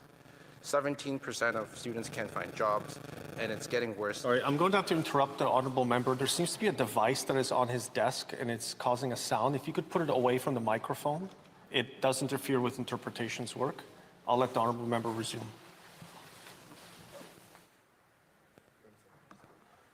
And it's getting worse every single day. In Ontario alone, over 17,000 young people lost their jobs just last month. Ontario's unemployment has now topped 700,000, up 83,000 in a single year. In Windsor, unemployment has soared past 10%. In Toronto, joblessness is up 46,000 year over year, a record high. And this past summer, it was the worst in a generation. Returning full-time students face an average 17.9% unemployment rate, the highest since the Great Recession outside the pandemic. This isn't just a crisis, it's a generational collapse. Mr. Speaker, I'd like to split my time with another member. Young Canadians trying to pay tuition, gain experience, and start their lives have been completely abandoned by this Liberal government. Even educated workers, those who did everything right, who went to school, studied hard, followed the rules, are struggling. 1 in 6 workers with post-secondary credentials is in a job unrelated to their training. New graduates are unable to build careers in their fields. So I ask this Liberal government, how can you call it opportunity when no opportunity even exists? How can a young person believe in the Canadian promise when the path to success has been blocked by Liberal red tape, reckless spending, and endless taxes? This is not a temporary setback. This is a metastasizing crisis that threatens Canada's long-term economic future. A government that loses faith in its young people is a government that loses faith in Canada. And what caused this crisis? This Liberal Prime Minister and his decisions to double down on the very same failed Trudeau-era policies. It begins with their disastrous economic policy, a policy that drives away investment, kills small businesses, and punishes personal ambition. For 10 years, the Liberals have pushed anti-growth laws that sabotage the very sectors that built this country: energy, manufacturing, resource development, and more. They refuse to repeal their No New Pipeline law, the same law that killed billions in private investment and forced companies to flee south. They maintain a production cap that throttles Canada's ability to compete globally. They enforce a tanker ban that effectively blocks our provinces from exporting responsibly produced Canadian energy, while our allies depend on the exports of dirty dictator oil. Is that fair to young Canadians who could be building careers in engineering, trades, or innovation? Or is that just failure dressed up as virtue? Investment is fleeing this country at a record level. Business investment per worker has collapsed by more than 10% per worker under the Liberals' watch. Canada now ranks dead last in G7 for GDP growth, experiencing negative growth and the fastest shrinking economy as measured by real GDP per capita. And what does this Liberal Prime Minister tell Canadians? He says we need to sacrifice. Sacrifice what, exactly? Our prosperity? Our jobs? Our expectations? Our standards? Our hope? Let's remember what these numbers mean. Behind every statistic is a story. A young person whose dream has been delayed or destroyed. A recent graduate in Toronto forced to move back with their parents because rent costs more than their entire paycheck. A student in Windsor whose 2 part-time jobs just to cover groceries, but still unable to find meaningful summer employment in their field. A young couple in Richmond Hill who gave up on ever owning a home and starting a family because the down payment they saved up 5 years ago is now worth much, much less. This is the reality for millions. So I ask, is this the Canada our parents and grandparents built? Is this the country that once promised that hard work will be rewarded, not punished by Liberal policies? Well, Conservatives have a plan. Not more words that the Liberals like to use, but real action. And they have an opportunity to work with Conservatives. A youth jobs plan built on 4 key pillars to restore opportunity and rebuild hope. Number 1, we will unleash the economy. We will repeal anti-resource laws, cut taxes to drive reinvestment, and eliminate the red tape that is choking home building and business growth. Number 2, we will fix the immigration system. We all know the Liberals have broken the immigration system, flooding the market with labor and destroying long-held social bargains. We must fix the credential recognition and realign immigration with labor and housing market realities. Number 3, we will fix the training system. Federal student aid will no longer treat all studies the same. We are proposing that the Canada Student Financial Assistance Program provide relatively more support to students pursuing in-demand fields, determined based on objective labor market data. Taxpayer investments in education should prepare youth for jobs that are out there. Number 4, we will build homes where the jobs are. Employers trying to hire in regions with labor shortages face major obstacles because workers cannot find nearby housing. To fix this, we're proposing a 100% capital cost write-off for companies that build workforce housing. This powerful incentive will help small businesses and large employers alike to attract workers while expanding housing supply overall. That is the Conservative plan, a plan rooted in common sense and action, not bureaucracy and excuses. And what is the Liberal plan? Nothing but recycled announcements, photo ops, and programs older than the young people today. They point to jobs funds from the 1990s, duplicate old programs, and then claim victory while the crisis worsens every single day. They've spent billions on bureaucracy and have nothing to show for it. No new pipelines, no housing affordability, no youth employment gains. Meanwhile, young Canadians line up at food banks, delay starting a family, and lose faith in the system that no longer works for them. How can this Prime Minister claim to care about young people when every one of his policies make their lives worse? How can a government that can't permit a single project claim to support jobs? How can a government that taxes groceries claim to fight for affordability? How can a Prime Minister who has never missed a meal lecture struggling students about sacrifice? The truth is simple. The Liberals broke Canada's promise. Conservatives will restore it. The Liberals are saying that they're making so-called generational investments. Rather, we're witnessing a generational betrayal. This Liberal government inherited one of the most prosperous, stable, and opportunity-rich nations in the world and squandered it. They hollowed it out. They hollowed our industries, they demonized our workers, and replaced production and innovation with ideology and bureaucracy. They built a bloated bureaucracy and called it progress. And now the bills are come due, and they look to younger Canadians and the next generation and say, hey, you can pay the bill. That's not leadership, that's abdication. Our Conservative plan will be different. We'll unleash the power of young Canadians, not bury them under debt. We'll cut taxes so hard work pays off. We'll scrap the industrial carbon tax and cut taxes on home building so farmers, truckers, and builders can make life affordable again. We'll repeal the no new pipeline law, lift the tanker ban, and scrap the production cap so that Canada can once again be an energy superpower that provides good-paying jobs to young people from coast to coast. We'll reward hard work again, so we're not sacrificing to survive, but to work to thrive for a better tomorrow. Because Canada's best days are not behind us. That's what the Liberal Prime Minister wants you to believe. They're ahead of us. Thank you, Mr. Speaker. Questions and comments. Questions et commentaires. The honourable member for Longueuil Saint-Hubert.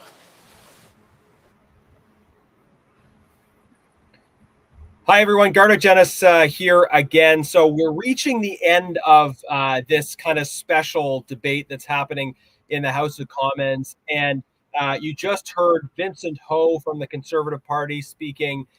And then after him, it's going to be Jamil Giovanni, who will speak for another 10 minutes. And then that will be the end of the live stream that we're running. So this was a special debate in the House of Commons that Conservatives forced to have discussion about the acute youth unemployment crisis. Youth unemployment approaching 15%, approaching 500,000 unemployed young people in Canada right now. And in response to that unemployment crisis, Conservatives put forward the Conservative Youth Jobs Plan, a plan to reverse bad Liberal policies and get young people back to work, unleash the economy, fix immigration, fix training, and build homes where the jobs are. Those are the ideas. That's the plan that Conservatives are putting forward, and we've called on the Liberals to implement this in the budget that's going to be released tomorrow. We're calling on them to release an affordable budget. We'll see if they take our advice and implement aspects of our jobs plan and address the affordability issues that are pressing on our country. So this has been Vincent Ho speaking, gave a great speech just now.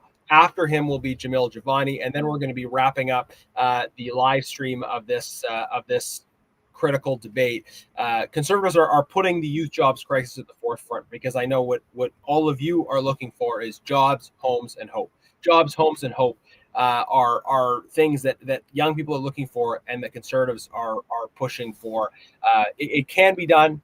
It is possible to get young people back to work. We put forward the Conservative Youth Jobs Plan in order to do this. So stay tuned for Jamil Giovanni's speech, and we'll be wrapping up there. Thanks to everyone for watching and being engaged with this important issue. Thank you for joining us and fighting for young people. Please share this stream. Follow me on the various social media platforms, and we'll keep you up to date on what's happening with tomorrow's budget, and as well this coming Friday with the release of new job numbers. We'll keep you up to date as that unfolds. Look, all of us are in this together, fighting for Canada. Thank you for sharing this content. And we're going to keep working hard for you in Ottawa to try to hold this government accountable and show a better way forward.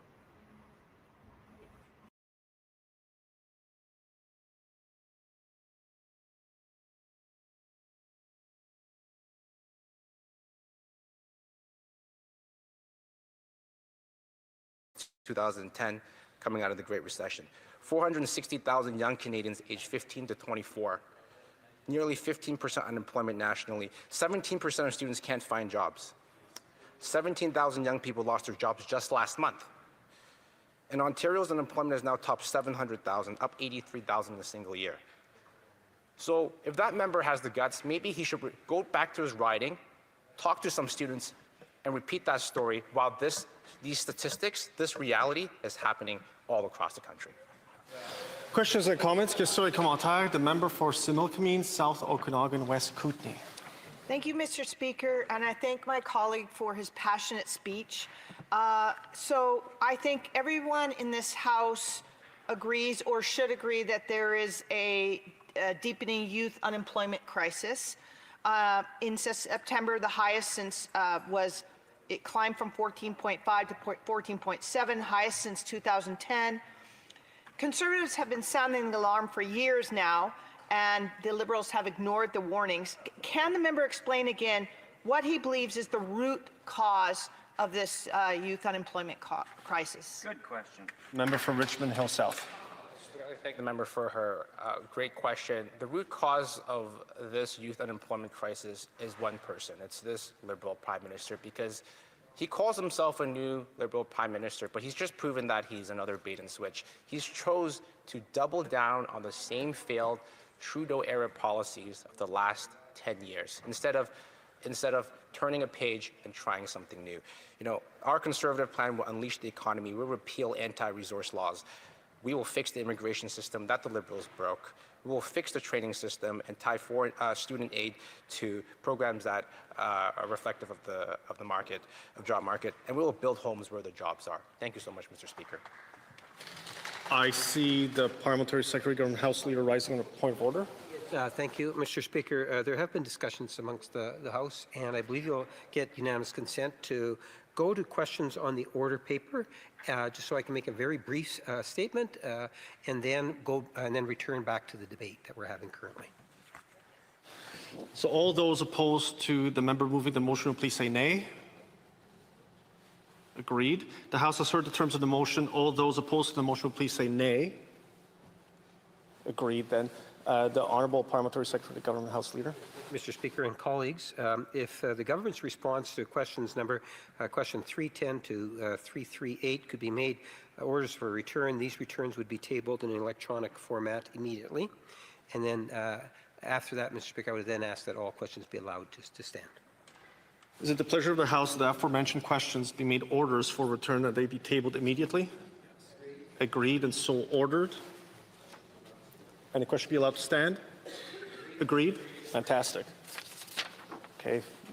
Resuming debate. Reprise de débat. The Honourable Member from Bowmanville, Oshawa North. Thank you, Mr. Speaker. Today we have thousands upon thousands, tens of thousands, hundreds of thousands of young Canadians who have done exactly what they were asked to do. They went to school, they studied hard, they gave their best effort, on the promise that at the end of all that, they would be able to get a job, be able to start a career.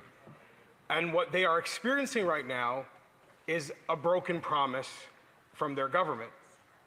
They are experiencing a job market that is lacking in jobs and opportunities.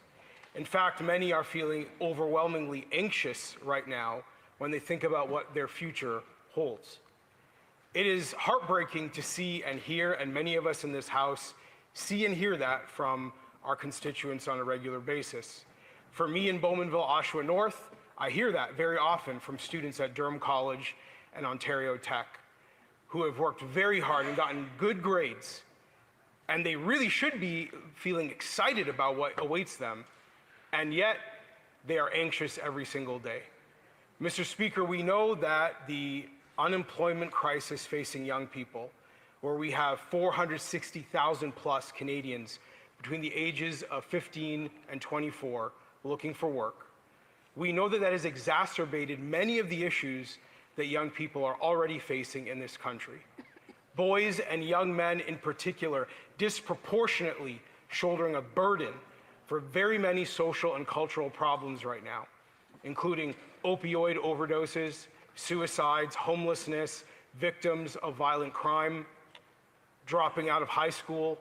The unemployment crisis makes all of those things even worse. Mr. Speaker, I myself was once a young man struggling in the school system, labeled illiterate by the Ontario Public Schools for failing a literacy test in grade 10. And I know for a fact that if not for the chance to work, I may have never finished high school and I may not be standing here right now. For years, I found work in restaurants, at Red Lobster and other places, working as a dishwasher, working as a line cook, and it was not glamorous work at all, Mr. Speaker. Scraping seafood off of pots and pans is not the stuff that people dream about doing one day, but I can tell you that the skills that I learned, the personal attributes that I gained from working at night made up for all the things I wasn't able to learn and do during the day in a classroom. When we see these statistics about young people not having jobs, it is more than just not having a paycheck every week or every 2 weeks. It's also a sign of young people being robbed of the personal development and growth that is necessary for the future leaders of our country. The research is very, very clear on this. When you work as a young person, you learn things you might not learn anywhere else in your life. You learn responsibility and time management, conflict resolution. You learn how to be responsible for other people, how to work as a team, social skills, personal development that is essential. Personal development that, when it is lacking, becomes a problem for all of us, because we all depend on the young people of today to be leaders for our country in the future.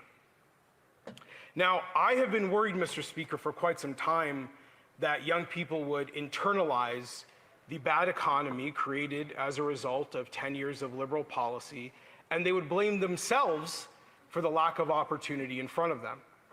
I have worried for a long time that young people would think they have made mistakes or they made the wrong choices, and that is why they are struggling in the economy right now. And that is one of the reasons, Mr. Speaker, that I have been visiting university and college campuses across Ontario, soon to be the rest of the country, precisely to, one, hear them out and hear what is going on, what is weighing on their hearts and their minds, but also to deliver a very clear message that it is not their fault, that in fact, the economy that they see before them right now is a result of a series of bad choices and bad policies made by people in positions of power. Liberal politicians, corporate bigwigs on Bay Street, bureaucrats here in Ottawa have consistently put the interests of the next generation of leaders in this country to the back burner to serve all sorts of, frankly, bizarre ideological agendas.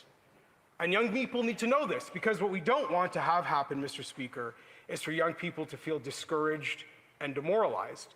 We want them to know that better choices are possible. Yes. A better future is possible. And in fact, how we get to that better future in many ways can depend on them being involved in our democracy, and them being involved in our political process, and them gaining the ability to be leaders in this country, to make decisions for our institutions that will be forward-thinking and not backward-looking. Mr. Speaker, I believe that when we talk about the choices made by people in positions of power, it is helpful to be specific. Here today, we've heard some of the policies that have been enacted by this government for the last decade that have held back our economy from the necessary growth required for young people to have jobs and careers. We've heard about the anti-resource policies, high taxes, heavy red tape. We've heard also about the fact that the labor market has been completely misaligned, not just at the post-secondary level, but also when it comes to immigration policy. And I can tell you, Mr. Speaker, that when I visit university and college campuses, young Canadians across this country know that small tinkering at the edges of the status quo is far from enough to create the changes necessary for young people to be optimistic and hopeful about their future. Small little programs and small little policy changes by a government that is pretending right now that is different from what this country has had for the last decade, it's simply not going to get the job done. Young people know that real, serious, substantive changes are required. And there may be no example of that better than immigration policy. We saw here, Mr. Speaker, in this very chamber just a few hours ago, the Liberal government once again doubled down on irresponsible and unsustainable immigration policy, creating a new system of unlimited chain migration, doubling down on the very policies that they pretend they want to fix, but when the time comes to exercise their power to fix a system they've broken, they continuously fail and demonstrate that they have learned nothing from 10 years of breaking an immigration system that was once heralded as the envy of countries around the world. This very day, just hours ago, they once again voted for liberal immigration policies, not knowing and not being able to answer to the people of this country how many new people will be entering our country as a result of this legislation. Young people know very clearly, because they have eyes and they have ears, that things have changed dramatically in this country, and they feel it every time they apply for a job. They can see we have too many people, not enough houses, too many people, not enough jobs, too many people, not enough public services. And they're being asked to turn a blind eye to the reality they see in front of them every day and pretend that this government has their best interests in mind, which is simply not true. Mr. Speaker, I've encountered on these college and university campuses people across the political spectrum, some of whom voted for us in the last election, some of whom didn't, some of whom vote regularly, and some of them have never voted before. But the common thread between every student that I've spoken with, a thread that I wish was visible here in the House of Commons, is an understanding that change is required and the status quo simply is not working. Young people are bearing the brunt of failed policy for over a decade, and they are asking for something new. They are asking for something different. And when we talk about youth employment, when we talk about job losses, when we talk about what is happening to the next generation of leaders in this country, we are talking about the need for change. And I mean real change. I don't mean changing the leader of a party and pretending that it's a new government. Thank you, Mr. Speaker. Questions and comments, questions et commentaires. The Honourable Parliamentary Secretary to the Government House Leader. Yes, Mr. Speaker, if you were to take a look at youth unemployment and go back to 2009, when the leader of the Conservative Party sat around in the Conservative caucus under Stephen Harper, unemployment under the youth was at 15.2%. Then if you take a look in 2013, it's 13.7%. Why is that important to recognize? Because Stephen Harper and the current leader announced a policy in January 2014, which said they want to increase the number of international students to 450,000 plus. I'm wondering if the member would say, was Stephen Harper wrong to do so? For Bowmanville, Oshawa North. Thank you, Mr. Speaker. I want to thank the member opposite for demonstrating precisely my point earlier, which is that young people across this country are hungry for a political movement and a government that is forward-looking, and yet we see quite clearly from the Liberals, they are still looking at the past. They are unwilling to accept any responsibility for 10 years of mismanaging this country and this economy, and instead, they still have Prime Minister Stephen Harper occupying their psyche. It is disturbing. But the years he's talking about are times where I was a student, when I was working at Red Lobster, and yet we're trying to talk about how we plan for the future of young people today. I look forward to seeing the member at the National Forum to End Liberal Racism on November 17th. Thank you. Questions and comments, questions et commentaires. The Honourable Member for Brandon-Souris. Thanks, Deputy Speaker. And you know, it's really interesting. I want to thank my colleague for his excellent speech. And something I'd like to point out from the member for Winnipeg North's comments is he talks about 2008 and 2009 as there being, all the Conservatives' fault that there was youth unemployment at that time. He never mentions the economic conditions that were going on at that time, which I believe was the worst recession since the 1930s, whereas the only excuse we have high youth unemployment now is failed Liberal policy. That's the only reason. And they cannot take accountability for that. I wonder if my colleague from Bowmanville, Oshawa has something to add to that discussion. Member for Bowmanville, Oshawa North. Yeah, I want to thank my colleague for his question, and he's precisely right. He has observed the same thing as myself and many people across our country, which is that the Liberals refuse to take any responsibility for their own policies. That's right. They've been here for over a decade, Mr. Speaker, and yet you would think when they speak that they just showed up yesterday. They take no responsibility, can't even have any degree of humility to apologize to the young people of this country for what they have done to their opportunities, for what they have done to the economy that they are now entering the labor market in. I would love to see some humility, and I know I'm not the only one. Many Canadians would love to see some humility from these Liberals. Unfortunately, it's not their strong suit. Good answer. Questions and comments? Questions et commentaires. The Honourable Member for Elgin St. Thomas, London South. Thank you, Mr. Speaker, and I thank my colleague from Bowmanville, Oshawa North for that incredible speech. We had a similar experience starting out working in restaurants, and I'd say I'd rather be scraping crusted lobster off plates than listening to some of the talking points from the member for Winnipeg North. But the reason I bring this up is because my honourable colleague was one of the first people in this chamber to identify how harmful the temporary foreign worker program has become for Canadian youth. And I was hoping he could extrapolate on that and how we can fix that problem after 10 years of the Liberals creating it. The Honourable Member for Bowmanville, Oshawa North. Thank you, Mr. Speaker, and thank you to my colleague for his question. Look, the reality is this. There are jobs that traditionally and historically were an entry point for young people to join our economy, to earn their first paycheck, to learn their skills, to find a place where they belong, and from there grow in all sorts of different directions. The Temporary Foreign Workers Program over the course of decades became a way to deny those young people jobs that they ordinarily would have, to pay people a cheaper wage. That is the reality, and anyone who goes to a Tim Hortons across this country will see the evidence of it themselves.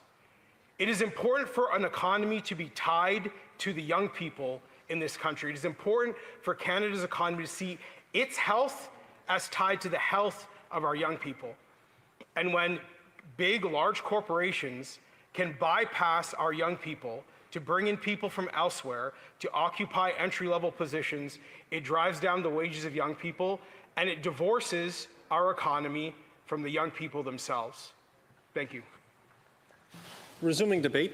Reprise de débat. L'honorable. The Honourable Member for Berthier-Masquinongé. Thank you very much.